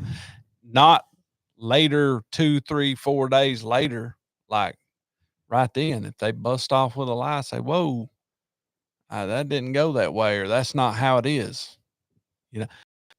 I'm not saying I would caution the why are you doing that, but you don't want to lead anything that's going to lead to recrimination, and then all you're doing is arguing. Say, hey, dude, that didn't happen that way. Why are you lying? Like, if we're going to do stuff together, we're going to be involved and help each other live and go on and so forth. You can't be lying. Like, there's no need to lie to me. Mm-hmm. I think it'd just be blunt as it happens. You let that stuff eat on you so much, and then you're like, I can't be around this person. Why? I think if you love them, you're going to want to protect them in some way. And if they're not doing what they're supposed to do, I think you should even more so want to bring it to them. Say, hey man, you're acting up. Why are you so egotistical right now? What? People get judgment mixed up. I think the enemy uses that word judgment to keep us from being open and honest. Yeah. I really do. I think he has taken that word judgment and twisted it so much. If it's Agree reality with that. and what is going on, and you know that to be reality, fact, then why would you not bring it to somebody you love? Mm-hmm. You know what I mean? Well, because it's hard. Yeah, it is. Most definitely it is hard because you don't want to get in your feelings. You don't want to let their feelings rise up. It's hard. You're fearing feelings that normally ain't even fact at that point. So my answer would be, as it arises, address it then. And now I'm clear. If you're around a bunch of other family members or whatnot, maybe that's not the correct time, but you got to handle it pretty quick. As soon as possible. Yeah, absolutely. Yeah. Now, in that case, I would say it's a likely outcome that this individual, if he is confronted about his narcissism or lies or any of that stuff, I would say if you do confront this person, it's a likelihood that they will not take that on board and make any change. That maybe they will only get defensive. And so at that point, confronting them about these things is not an effective way Yeah, forward. it becomes useful then. Useless. Yeah, then you're, hey, I got to cut you out, dude. You ain't working with me here. Yeah. You're negatively affecting me. You're rising me up every time we're around, and you're not meeting me in the middle here. Can't have it. But that's the point. It makes sense to me to cut somebody out. Okay. What do you think, Blake? You got anything on this? Well, I mean, yeah. Well, thank you, Bubba. I'm glad you do. The word, people get these words and then they like to just label people and say, oh, well, that person's narcissistic or that person's this. And then they've put them into a box, and maybe you can do that. But I don't really I think you got to look at each person and situation in and of itself. And yeah, the answer to me is you be around them and try to help them to the extent that you can. But then when it begins to drag you down and your family down, then you really can't. And I think you have to deal with those situations case by case, by being led by the Holy Spirit, because maybe I can deal with someone a lot longer than corn can or chili can, or vice versa. And to give the advice that you need to do it until this point and then leave, well, that everybody's got their own capacity. And so maybe it is you that is meant to help that person get through that hard time or whatever. So as a Christian, which is what he asked, I think you got to seek the Holy Spirit on how do I act moving forward, and in the times that you are around them, it's not going to be just to hang out. It's going to be like looking for opportunities to help show them the character of God, because you can't change them. I do think it would help to confront, like Corn said, but people don't change people. God changes people, and sometimes that's done a lot of times through the actions of others. That's been my experience, and that's biblical, and that's God's plan. And so that would be my advice to that person. What do you think, Chill? You ever run into anything like this? No, I don't.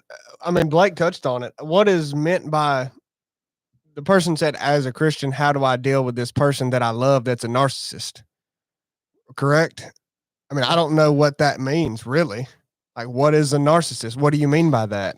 Like Blake said, I mean, that could mean. Well, he provided some. He provided some, but that could be a lot of different. Yeah. I don't know what that looks like. Lies, manipulates, and feeds off of others' emotions. Yeah. Well, I mean, how do you deal with someone lying and manipulating?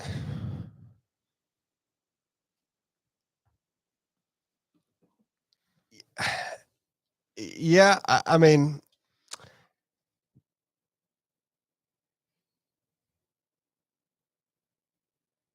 that's interesting, and like Blake said, would definitely be a case by case thing. But I mean, ultimately, what y'all are saying is about all you could say. Just generally for advice like that. I mean, you can't be around that. Something's got to change. Yeah. I mean, I don't know who this is to this person, who, like what the relationship is, but that has to be either really regardless. It's clearly someone close to them and that they love, like they said. So you have to communicate that as best you can. And then I understand that telling somebody that they may go, well, what do you want me to communicate after communicating for so long and nothing changes, nothing happens? Well, then you're talking about getting to the point where you have to separate yourself Yeah. from that situation. I mean, there's this, I've seen posts on it. There have been comments on here like, oh, you got a narcissist, leave them alone and roll on with life. Yeah. And it's like, no, you can't treat people like that. I mean, there is sometimes that is required, Yeah. but I mean, what if that's how God treated us? Yeah. Like, Corn, you messed up. Yeah. Moving on, Bubba. Mm-hmm. Sorry for it. Hate it for you. And so if you Just actually depends on I mean, and if you actually love the person, you got to ask yourself, am I asking this question because my desire is to get out of this because I don't like it? Or do I really want to help the person and I want to know what to do and how to be around them? And sometimes it might actually be harder to leave the person alone because you love them despite their actions, but that may be what's best to do. And then other times you might want to get out, but what's best to do is actually stick around. Regardless, as a Christian, you need to be praying for the person because prayer works. I mean, it's just the fact it works. And so if you believe that, then you should be praying for the person. But it's not this all blanket. Anybody who's commented that, anything you see, you can't just say, oh, yep, they lie and manipulate, narcissist. See you, buddy. Yeah. We'll see you later.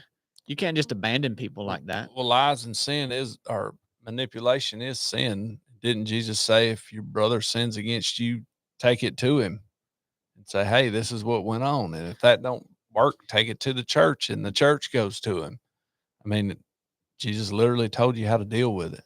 Yeah. I think it's important not to ignore it, but that don't mean to twist you getting your feelings hurt and saying someone sinned against you and really that ain't, you just got your feelings hurt. And I'm not saying that's what he's doing, but I've had people tick me off that didn't do nothing to me. Mm-hmm.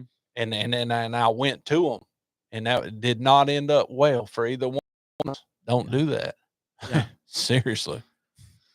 And a lot of it surprised. You might be surprised what happens. A lot of it depends on, it's not necessarily what the person's doing, but their willingness to change. Right. That's what's hard to deal with, is someone who is not willing to receive what it is that you've got or the help you're trying to get. And maybe that's what people are getting at, but you can't, because this person did this, like, oh, see you, but you keep showing up for them and you keep being there for them and they have no willingness to change and they're actually dragging you down. Then at that point, maybe you make the decision, but you can't. I try to dumb things down, if you want to use that term, because there's a lot of people that just hear one thing and they say, that's what I need to do. They don't think for themselves. And you still got, I mean, as bad as we hate it, we can't just blanket statement things and lead those people astray because we're responsible for the words we say. And so, there is no do this.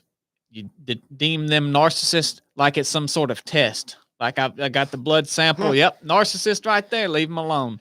I mean, just forget the dang word, man, and treat like the dude's not willing to change. He's dragging you down. Then yeah, maybe it's time to part ways for a bit. Maybe it's not on you. Maybe you're not the person to help, or maybe nobody is because they're not willing to. So, Yeah, I think I definitely like Cornbread's advice, and I think it's a model that I've followed at times in my life too. Because I have ran into similar, not exact, but similar situations to this, where you have a family member who is causing a lot of discord within, your family unit. And I've kind of followed that same model. We've done things before where we've confronted those family members in a very deliberate way. And we actually brought actually my personal counselor into the conversation, and we all sat down and tried to, talk about this discord that's being caused by the actions of this family member. And that didn't work. It actually just blew up, made things even worse.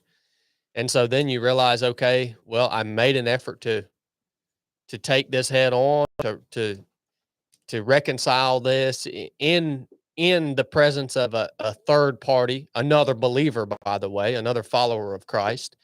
And we make that effort, and it was like no chance of reconciliation. As a matter of fact, it just made things worse, like I said.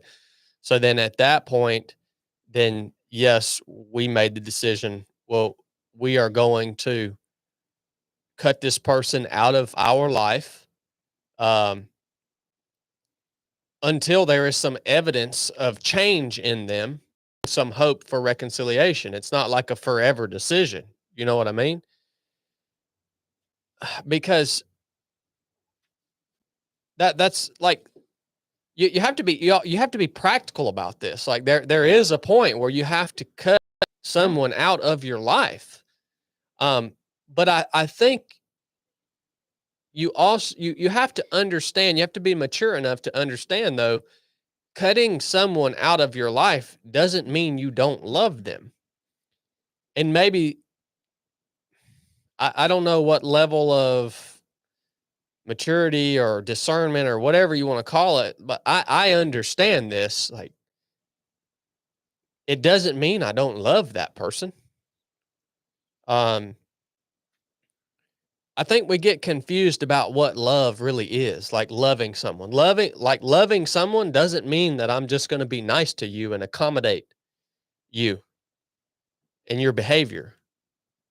That's not what it means at all. Love is defined by Scripture in 1 Corinthians chapter 13, starting in verse 4.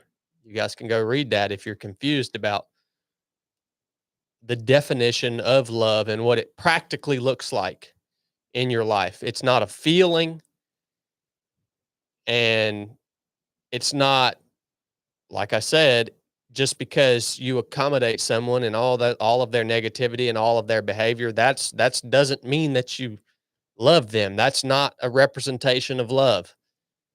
Just allowing them to continue to act this way and cause all this discord in your own family and your own environment. So yeah, that's the path that we followed in the past, is with people like this, sitting down with another believer who is who this individual is a counselor who knows how to manage these conversations. And if that person is in a place where they are ready to do that, then hopefully that will bring some healing and some change to the situation. But if they're not in a place where they're ready to do that or hear that, you're going to know right off the bat that, oh, all right, this ain't going to work. And you can make that decision moving forward to no longer have them in your life. And that doesn't mean that you don't love them. And if there is evidence at any point in the future that they have experienced change in their lives and the way they act and treat you and other people, then you should always be open to going back and revisiting the idea of potentially reconciling that relationship. That's my opinion on it. Well, and I think too, you look at how, if you look at Jesus' life and the way he did things when he was on earth, he was selective with the people that he spent time with and that he went to. When he sent the disciples out, he sent them to a certain group of people first, and he said, we'll go to this other group of people later. And so in a way that, and the Bible talks about not casting your pearls to swine. So I've always taken those things, like, we only have a certain amount of capacity to do things. And so you don't want to use what God's given you, like stewarding your life almost. If you are expending all this energy on somebody who's not willing to change or receive what you have, then I think that's being a poor steward of the time and energy that God's given you, because there are people who are willing to change that do want your time and your energy. And so if you look at it in that light, we can take all of the labels out of it and just say, is this person receiving what I'm giving? Are they willing to change? Do they want this? Narcissist or not, put it down for anything. And if they're not, then don't be wasting what God's given you on somebody that's not willing to receive it. I've thought about that verse a lot here lately, Blake, and that is Matthew chapter 7 and verse 6, where Jesus says, "Give not that which is holy unto the dogs, either cast your pearls before the swine, lest they trample them under their feet and turn again and tear you." I've thought a lot about that verse. To be honest with you, man, that's why I think that's one reason that I love Resurrected so much, man, is because the the Lord is doing such a great work in me. Thank him for that. He's doing such a great work in me.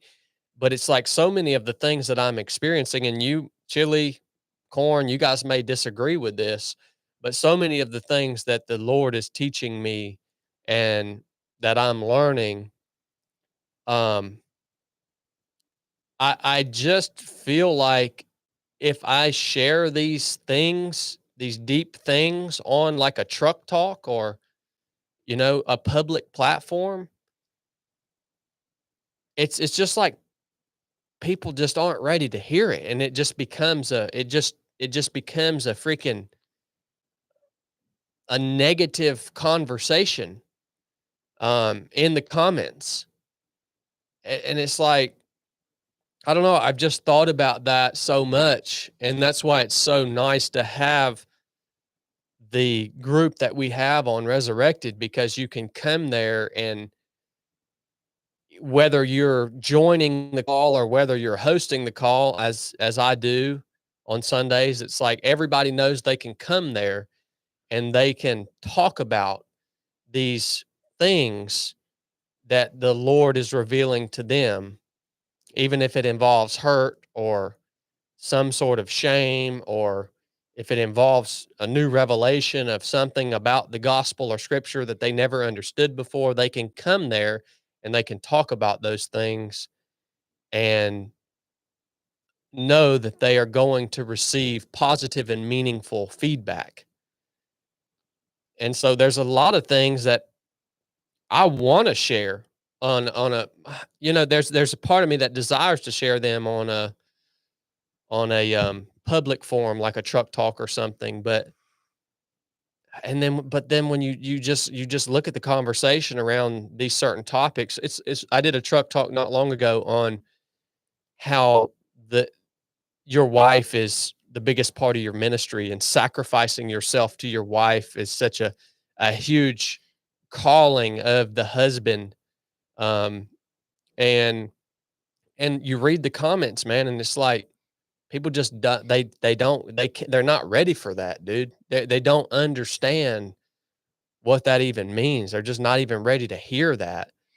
And so then why do I even share that lesson with people on this public forum? And I don't know. I've just that's been something I've been thinking about. I don't have the answer for it, but Well, yeah, and it as it applies to the conversation that we're having. I mean, I can think of people very similar to family members, very similar to this family member that this guy's dealing with as he's described this person. And I think if I come to this person with like the message of the gospel, or I come to this person with this thing, it's like they're gonna do exactly what it says in verse 6. They're gonna trample it under their feet, and they're gonna turn and tear me apart for it. It's not going to do anything. I don't know, man. Well, there's different, it's not a direct comparison, but if you look at the letters that the Apostle Paul wrote in the Bible to the churches, like he wasn't writing to Romans about what the Corinthians were doing. Like he was addressing the proper audience. And again, it's not a direct comparison, but believe it or not, you that are on YouTube are a certain audience and group of people versus the group of people that are listening on the audio version versus the people on Instagram versus the ones on Resurrect. And so, of course, yeah, you can have deeper conversation and reciprocal conversation on different platforms. But yeah, I mean, there are certain places to share certain things, and that's what I think of is like in the Bible, they're addressing the proper audience, and you have to read it in that way too. Like you have to understand the context of who it was written to and kind of what was going on and why is he saying these things. And so that, I mean, it's definitely important, and that all ties back into dealing with narcissists. Yeah. As you know, as that's what we deem some of those people. And because, yeah, there's a point that you are just being a poor steward of what God gave you, because they'll do just like Chad read in the scripture there. Blake, you said something earlier too. You said people don't fix people. I think people need to understand what at least I think you mean by that. There are a lot of people that we are exposed to in our life that are going through really, really difficult things and hard times, and they're confused. And a lot of the difficulty that they're experiencing is due to their own actions. And it's very tempting for us to have conversations with these people, especially if they're family members, and you can clearly see why their life sucks so bad. Like you can clearly see it. It's really difficult to be in the presence of those individuals and not want to give them advice. Mm-hmm. And so I've had to practice that very recently in my own life, to where I choose to go and be in the presence of broken people who are severely broken and confused, and go and be in their presence intentionally, with the only purpose of my presence being to love them. Like, and then when they come, but while you're there, they're going to come to you more than likely and try to rope you into all the things that they're experiencing. And then immediately you want to give them some advice. But in all reality, sometimes the proper response is, I'm so sorry you're having to go through that. Like, I hate it that you're having to go through this. And that's it. I love you.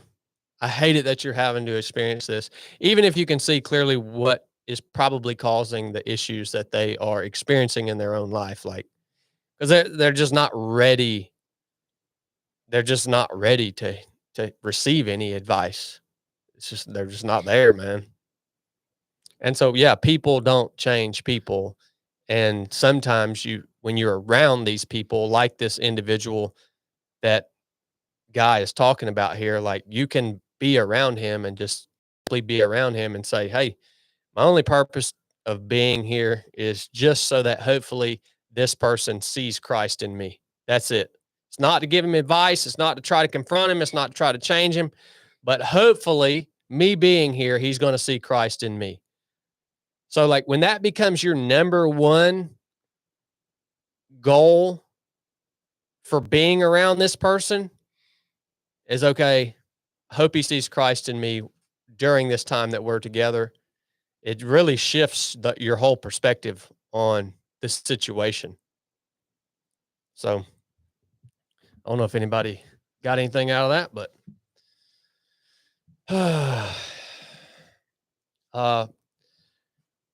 last thing I want to say today is we have a whole sack full of these Nuff Said fingernail clippers.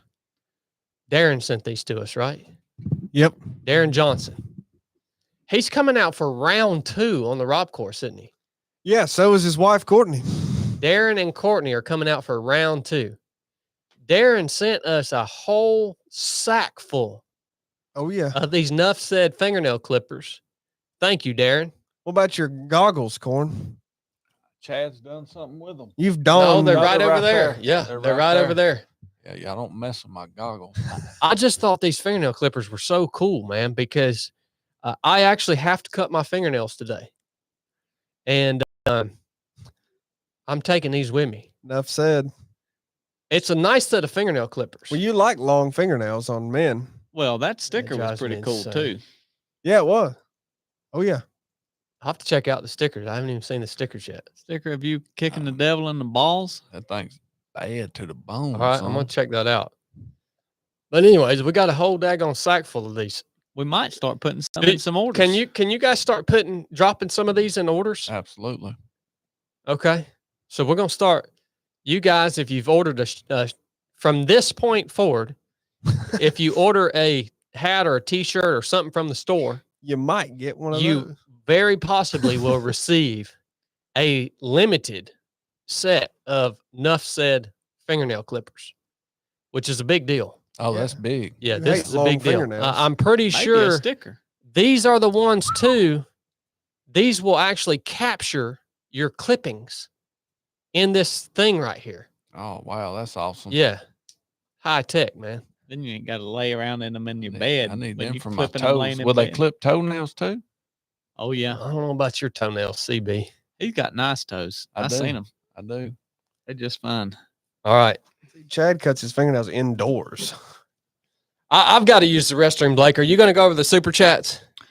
Yeah, yeah, I am. I got a couple other things to say too. I ain't done. Oh, whoa. I ain't That- done. So hurry up, man. Well, no, so go ahead. Say it. Well, yeah, I'm just telling him. Say Hurry it, back. man. Well, I was just Say thinking, it. you know, when we was talking about all of that stuff in the beginning about politics and this and that, you know, everybody can get whipped up Yeah. on all that stuff and begin to focus on it more than they should. And I just think it should be noted. I thought I'd read this scripture here. It says, y'all know this one, vanity of vanities, says the preacher. All vanity of vanities, all is vanity. Ecclesiastes. What advantage does man have in all his work which he does under the sun? A generation goes and a generation comes, but the earth remains forever. The sun rises and the sun sets, and hastening to its place, it rises there again. Blowing toward the south, then toward the north, the wind continues swirling along. In its circular courses, the wind returns. And it continues to go through these things that just happen in the earth. The sun rising, setting, wind blowing, rivers flowing, all of these things. And it just, you know, when we talk about those things like they're worth talking about, but people get so whipped up and consumed over them, then that actually becomes everything to them. And even the things that we do in life, the goals we have that are good goals and the things we want to do, activities we want to participate in, and then come along, somebody dies or something tragic happens, and it always reminds you, well, that's just life. And it puts into perspective and you think, man, all that crap I've been so concerned with about Donald Trump, I might die tomorrow, and none of that crap matters a lick. It don't matter a lick. What Yeah. matters is my heart and the way that I've acted toward other people, and hopefully I've left an impact on them for the better, for eternal, and not for I changed their mind on Donald Trump or I got this thing done and inspired somebody. Well, maybe and then they went and did something like that's a good thing, but it's not the end all be all, and it can't be your main focus. And anytime I start to either be involved in that conversation or be around it, I always want to mention that the sun rises and it sets and it hastens right back to where it rises again, and it does the same thing. And really everything is pretty much meaningless in the end, except the things that are eternal that go on forever. And so I didn't want to leave that conversation where it was without saying that, because some people will leave here ticked off and whipped up and then be, going on about that. And even saying this, those people, probably most of the people that are going to do that are still going to be that way. But maybe some of them that heard that got that way are not, and can refer back to that and think of that. So I didn't want to leave that where it was. Well, I got a quick question. Do you think there's, we just kind of get caught up in talking about that sometimes. Yeah. Is the utility of those conversations just to speculate, or is it to find the possibility of a solution? Oh, I can answer that. Yeah. Yeah, the utility of the conversation is just for speculation, Right. because it's literally just, it's a superfluous conversation that is, I guess you could say, fun. Yeah. Well, I would also say it has more than that, because you can get people riled up in that and then leave them hanging, or you can hopefully say something like this, and maybe at least one person realizes, dang, I've been doing that for a long time. Mm-hmm. And so you do those things to draw that out in them. But then if you can share some truth in the midst of that, you've got their ear. Hopefully you can share some truth. And even if one person is like, man, all right, yeah, I see that now. I see where I'm doing that in other place. I see where I'm not focusing on the things that are of eternal benefit, then I think it serves some purpose in that manner also. So it's not like a bait and switch, but in a way it kind of is, like, so. Yeah, there's no solution for humanity apart from the gospel. And the other thing I was going to ask you, Chad, you can respond to this or not, but there was several comments on here about some podcast was talking about you yesterday, calling you the homeless seal or something. Everybody want to know what you think about it, and you could take that down the hole of gossip or not, or you could just not respond. But there was enough comments that I thought I'd at least ask you. Oh yeah, no, that's fine. I mean, I expected to draw fire to myself with the content that I've been putting out on Truck Talk. As I'm like, as I'm talking about like how the conversations that are being had within the veteran community right now are potentially negatively impacting other veterans and people who are really struggling. Like all of this stuff of people trying to call people out who, they say they're freaking lying and this and that. And it's like, who freaking cares, man? Like, just trying to change the conversation and actually talk good about some people. I fully expected to draw fire to myself. So you guys will probably see, as things roll on, you will probably see some very hateful things said about me. I expect plenty of people to come out and attack me and attack who I am, what I stand for, attack me about things in my past. I want you to know that I expected that and that I am totally at peace with that. I want you to know that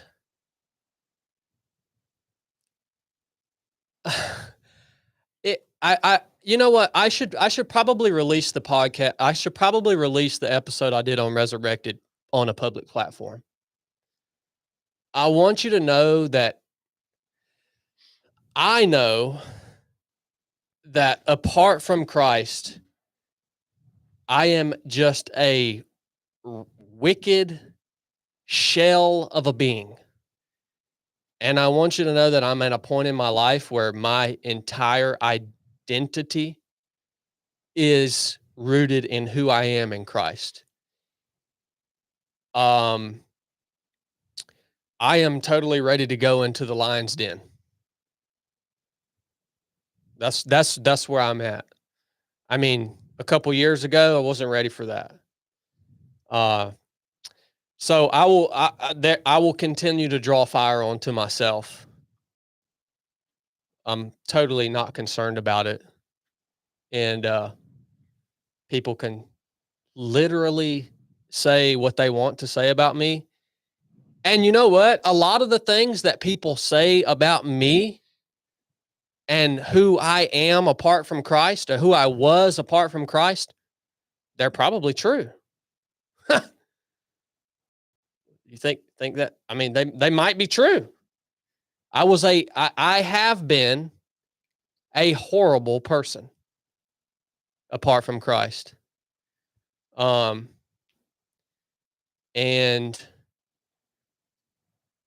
you know, man,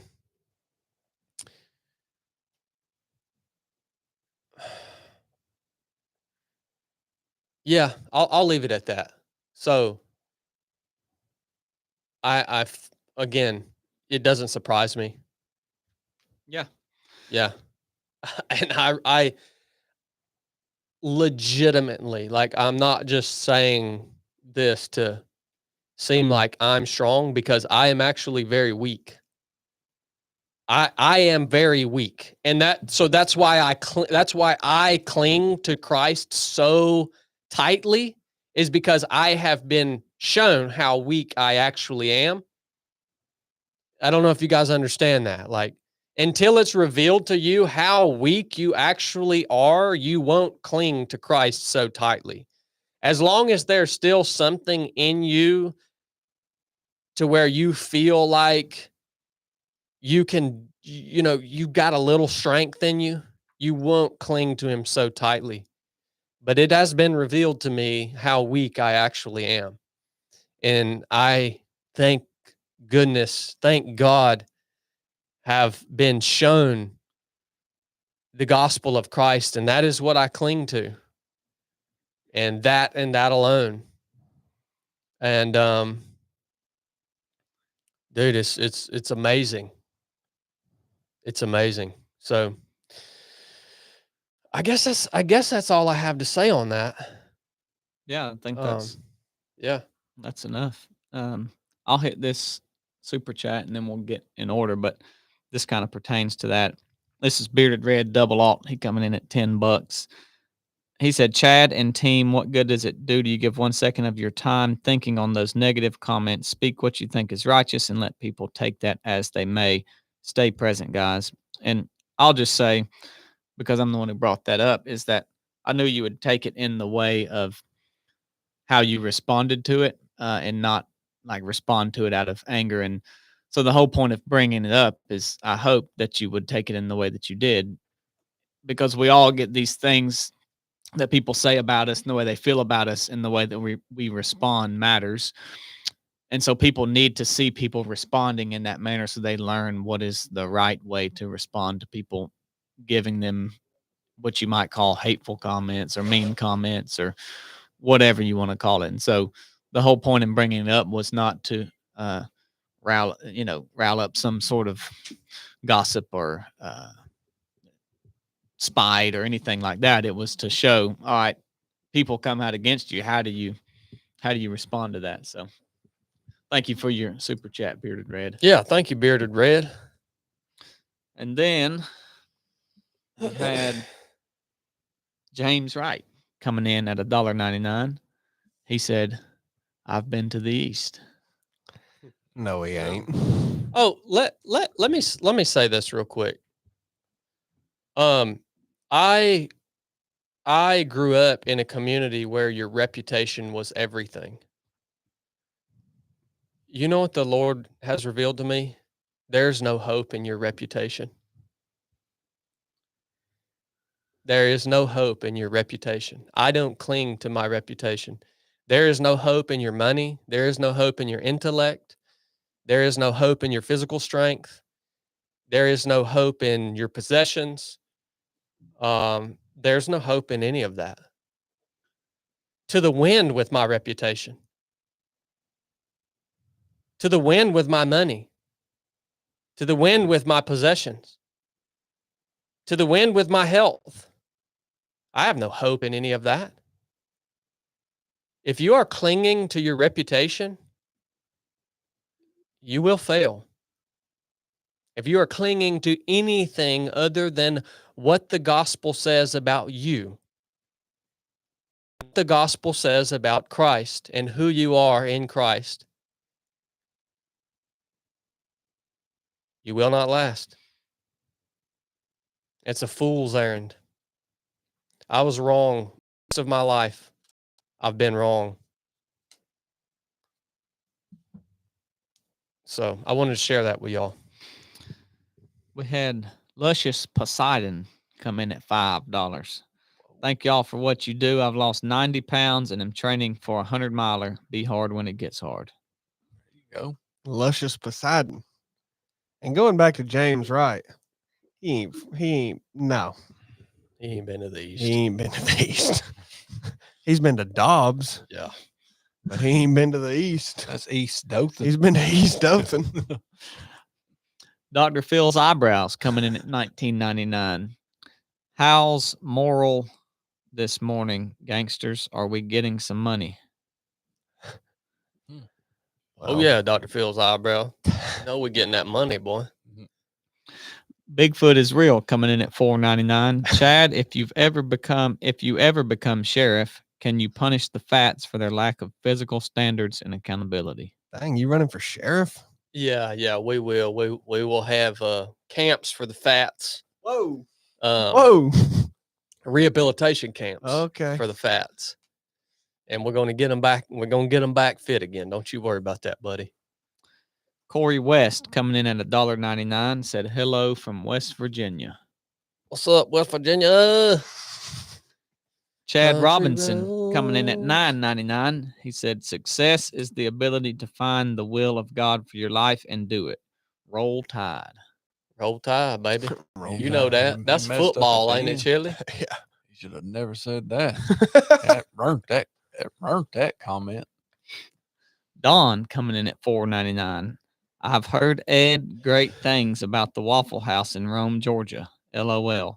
Call ahead. Tell him the Goat Father is coming. Don't go to Anthony Coodlin's. LOL. There you go. Good word, man. That's a really good string of words right there. Anthony who? Coodalene? Cuddlins. All I'm right. not sure. Good string of words.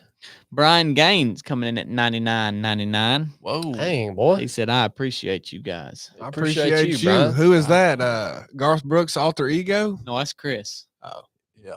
That's Chris, Chris Gaines. Gaines. Ryan Gaines. Right there. We had Bullable come in at $4.99. Volleyball. He said, love the show. Do you mix hoist for races or drink the pre-mix stuff? How much water do you add if you mix it? Yeah, That's all on the packet. yeah. Usually, if we doing races, we do mix it with the powder. We just do one stick per 500 milliliter bottle. hey, say that name again, Blake. Bullable. Volleyball. We had Don coming in at $49.99. Good Don who? night, Don. Just Don. He said 34 charges based upon one charge. They don't know yet what that is, but it is coming soon to the next corrupt judge's bench. Once they pick the next jury, everyone has a family member or is in the Secret Service. Rigged, you think? Yeah. Get him, Don. Get him, son. We had Brooke Wright coming in at $1. Good night, Brooke. Right? Yep. You know, Brooke listens to the podcast. She tried to turn on a old podcast from all of us on the drive home from Chattanooga yesterday, and I was like, "Baby, why are you listening to a podcast of us? That's Like, crazy. I can't do this." That's wild. What'd you say? She just $1. No words. Well, that's about it. Everybody She misses. did text me and say that Chad ain't never packed one order. Well, we know that. Everybody misses Brooke on the podcast. I told Brooke to come in today and share a mic with Blake. I mean, no more than Blake says. Look, man, she ain't gonna share a mic, man. I can't run more than 4 mics out of this dang soundboard. Wow. So We had Chili Jr. come in at $4.99. He said, I'd like to apologize to y'all except for Chad for being a turd, but I still want those freaking Fruity Pebbles. Chili Jr., He's getting better week by week. you're gonna apologize to everybody but me. All right. You don't What know. are you gonna do? I don't forget. You ain't doing nothing. I don't forget. We got Don coming back in at $4.99. Good Don who? night, Just Don. He said here, Washington actually only wanted on party originally. Food for thought. Love you guys. There you go. That's what I was thinking a while ago. Thank you, Don. That was a great statement. We got Federalist. Don coming He's back a in Federalist. Don who? at $4.99. He said, okay, of David, read up on Saul, Samuel 2, covenant between Jonathan, Saul's son, and David. Yep. He said, okay, of David. Mm-hmm. That's Don. OKK of David. That's Don who? That's a good word. That's just Don. We had Kiefer Hansen coming in at $4.99. Thank you, Kiefer. Doesn't matter who's president, everyone's still gonna be fat and lazy. Also, Chili, that new hat looking fresh, my boy. That's what I thought when I put it on this morning. I Wait. said, that's looking crisp. Fresh. We had Mark Stoddard come in at $9.99. 2 powerful resurrections. Die yourself, not being ashamed. Love you all. Enough said. Appreciate you, Mark. Thank you, Mark. Davis Weingar coming in at $99.99. Golly. Good night. Again. We had somewhere in crap, Texas. Davis. Thank you, Davis. Yeah. Somewhere in Texas come in at $10. 1 in 100 Americans is good odds, same as it's always been through history. Well, yeah. Yeah, I've thought about that too, somewhere in Texas. Well, I would call that an inaccurate statistic. It's 1 in 20,000. Yeah, you're probably right. Don, just Don, coming in at $4.99. Don who? Don who? Said, Chili, do these people hang out with the flat earthers? Well, yeah, they do. Of course they do. What? Don. Who is it? Just Don? Yeah. Are you a traveling man, Don? Well, I have to see if he Yeah, is he or not. didn't think about that, did he? Want to know? Willie Jenkins coming in at $5. He said Trump went along with the Coof narrative. As a fellow Georgian, I saw nothing but sheep. Maybe 1% refused to comply. We need to succeed and be sovereign. Thank you, Willie. Marty Bingham coming in at $9.99. He said test. It worked, Marty. Chili's got that floating cup over there, and his camera's been turned off. He's been floating that cup around the whole time you've been reading these, Blake. I know. I just turned his camera back on. We got Willie Jenkins coming in at $5. He said, here's a few bucks for some little Debbies. It's time for y'all boys to throw out the moon pies. Well, yeah, I mean, look. Moon pie's that Chattanooga treat, but Little Debbie will always win out. Mm-hmm. Always. Always. We had Chili Jr. come in at $1.99. He said Chad Wright and Chili C with a bunch of stars after it, 2024. I'm sure he's hiding y'all's family name. Yeah. Who was that? Chili Jr. It's Oh, my it's son. Chili Jr. again. Chili Jr., I just farted over here, and it smells like a straight up turd. I mean, there must be a turd right in my butt coming right off. Air is passing That's right a good around it. place for it Whoa. to be. Whoa. Yeah. Well, Chili Jr., I think Chili Jr. is running the Georgia Jewel 100. I think his first 100 is going to be my first 100, which I've always I wanted. mean, I can't believe y'all can't smell this fart through this microphone. Y'all listening on here. I can't believe you can't smell this. Smell right now. If you're watching this right now, just sniff a little. We had Cole Cunningham come in at $20. Golly. Said, good morning, boys. Morning, Cole. We had Don coming back in at $4.99. Just Don. Don who? Oh, I'm dropping it hot today. He said, Goat Father, are you including the elite meet in the support group for when you're leaving the teams, or was that an outer super group? Whatever you say, Dawn.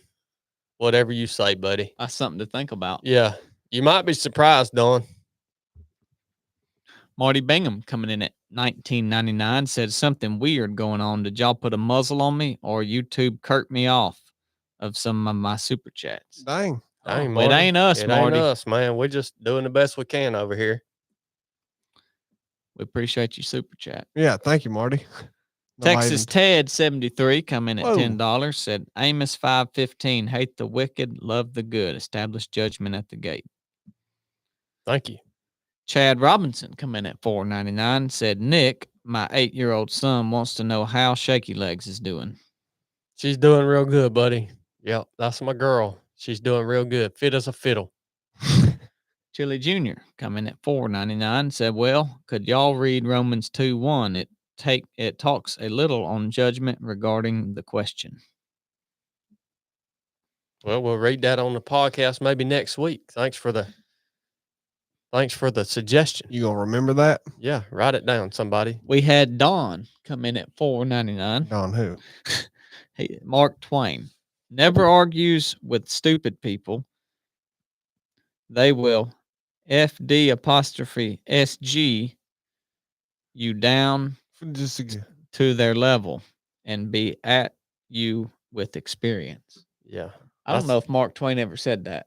well, that's what I was going to say. that's in one of his writings that the public doesn't really get. Yeah. Mm.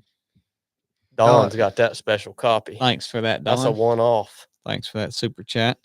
JB, $4.99. Thank you, JB. Eric Logan, $20. Thank you, Eric. Clock and Floor, $4.99. There he is. Clock and Morale floor. Booster, Decoy Super Chat. Yep. Thank you. There it Clock and is, Floor. boy. Travis Van S, $9.99. Thank you for making an impact on my life. Missed the last 2 Resurrecteds, but I went back and listened to them. They were both exceptional. Love Thank you guys. Travis. And yeah, thanks, Travis. James Wright at $1.99. Thank y'all for taking me along on the fishing trip. You're welcome, James. Jameson. Muscled Up Runner Greer, $9.99. It only takes one pebble, Chad, so thank you for sharing. God bless and love y'all. Thank you, brother. Muscled Up Runner. Cody Oscar David coming in at $10. Popping in from work. Big love for y'all. Can't wait for the rock. Oh yeah. I'm looking forward to it, buddy. COD. We got Don coming in at $9.99. Don who? Just Don. He said, no matter, sir, who is in officer, never give up in Christ, family, and old glory. There you go. Get Don. after it. He consistent with the good words, ain't he? Yeah, he really is, man. Just Don. Mark Porter coming at $9.99. I challenge all to join your Patreon. It's worthwhile and time well spent. God bless. Thank you, Mark. Robert Lee coming at $20. Robert E. Lee? Just Lee. Oh. There he is. Do not give weight to the loud shouts of fools. You know better. We all see you obey God's prompting. I love you even more for Resurrected 130. Keep being the salt. You will not be thrown out and trampled. I appreciate that, Robert. James Wright come in at $4.99. He said, James is busting out today, son. Yeah, Mom's going to kick his butt. He said, I'm very proud of y'all for allowing God to use y'all. Keep it up. God's going to use y'all in a big way. Thank you, James. It's good that you're coming on here and not commenting about fishing trips now. I guess we have at least a 1-month reprieve from fishing trip comments from James Wright. Little Virgil coming in at I knew $1.99. he would. LV. Garrick coming in at $19.99. Thank you to everyone at 307 Project for all you do to help others. I can never repay you for what you've done in my life. Well, praise the Lord, Garrett. Thank you. Robert Lee coming back in at $20. Robert E. Lee? No. No. You continuously throw your earthly glory at the feet of Christ. Where did you come from? A Navy SEAL, the bows to God. He came for you. We all will do so at judgment, but you are doing it now. Public sees it. Salty. Good word, Rob Lee. Good word, man. Thank you for that. A guy with a channel come in at $9.99. 2 weeks ago 2 weeks without alcohol.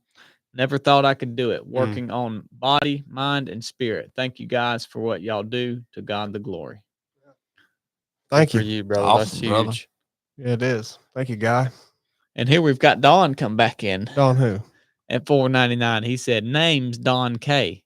Or Donk, like in Crocodile Dundee. LOL. Enjoy. D word. Chad, that bio warfare? Question mark. Mm-hmm. Donk. Yep. Donk. Yeah, you know Donk on Crocodile Dundee. Honky tonk, but donkey Donk. That's Donk. I know. Dude, I need to go home and watch Crocodile Dundee. It's been years since I've seen Whoa. it. Whoa. Fueled Outdoors coming at $20. Dang. Thank you, Donk, and thank you, Fueled Yeah, Outdoors. thank you, buddy. Legacy Dent Co. come in at $49.99. Dang, son. Trying to tell you, Legacy Dent Co. Chili Jr. $1.99 said, by the way, my last super was more a question. Well, we answered. That's why we answered it. You didn't think about that, did you, Chili Jr.? Don come back in at $4.99. Don who? He said, grab y'all a hat, grab y'all a shirt, keep Chili in the dungeon. No. Dang word predicts make me sound like making me sounds read stupid. Just the way Blake reads. That's all right, don't. Can't always get it right, buddy. James Wright coming in at $1.99. Said we're going fishing again in 2 weeks. All right, we're gosh. shutting this down.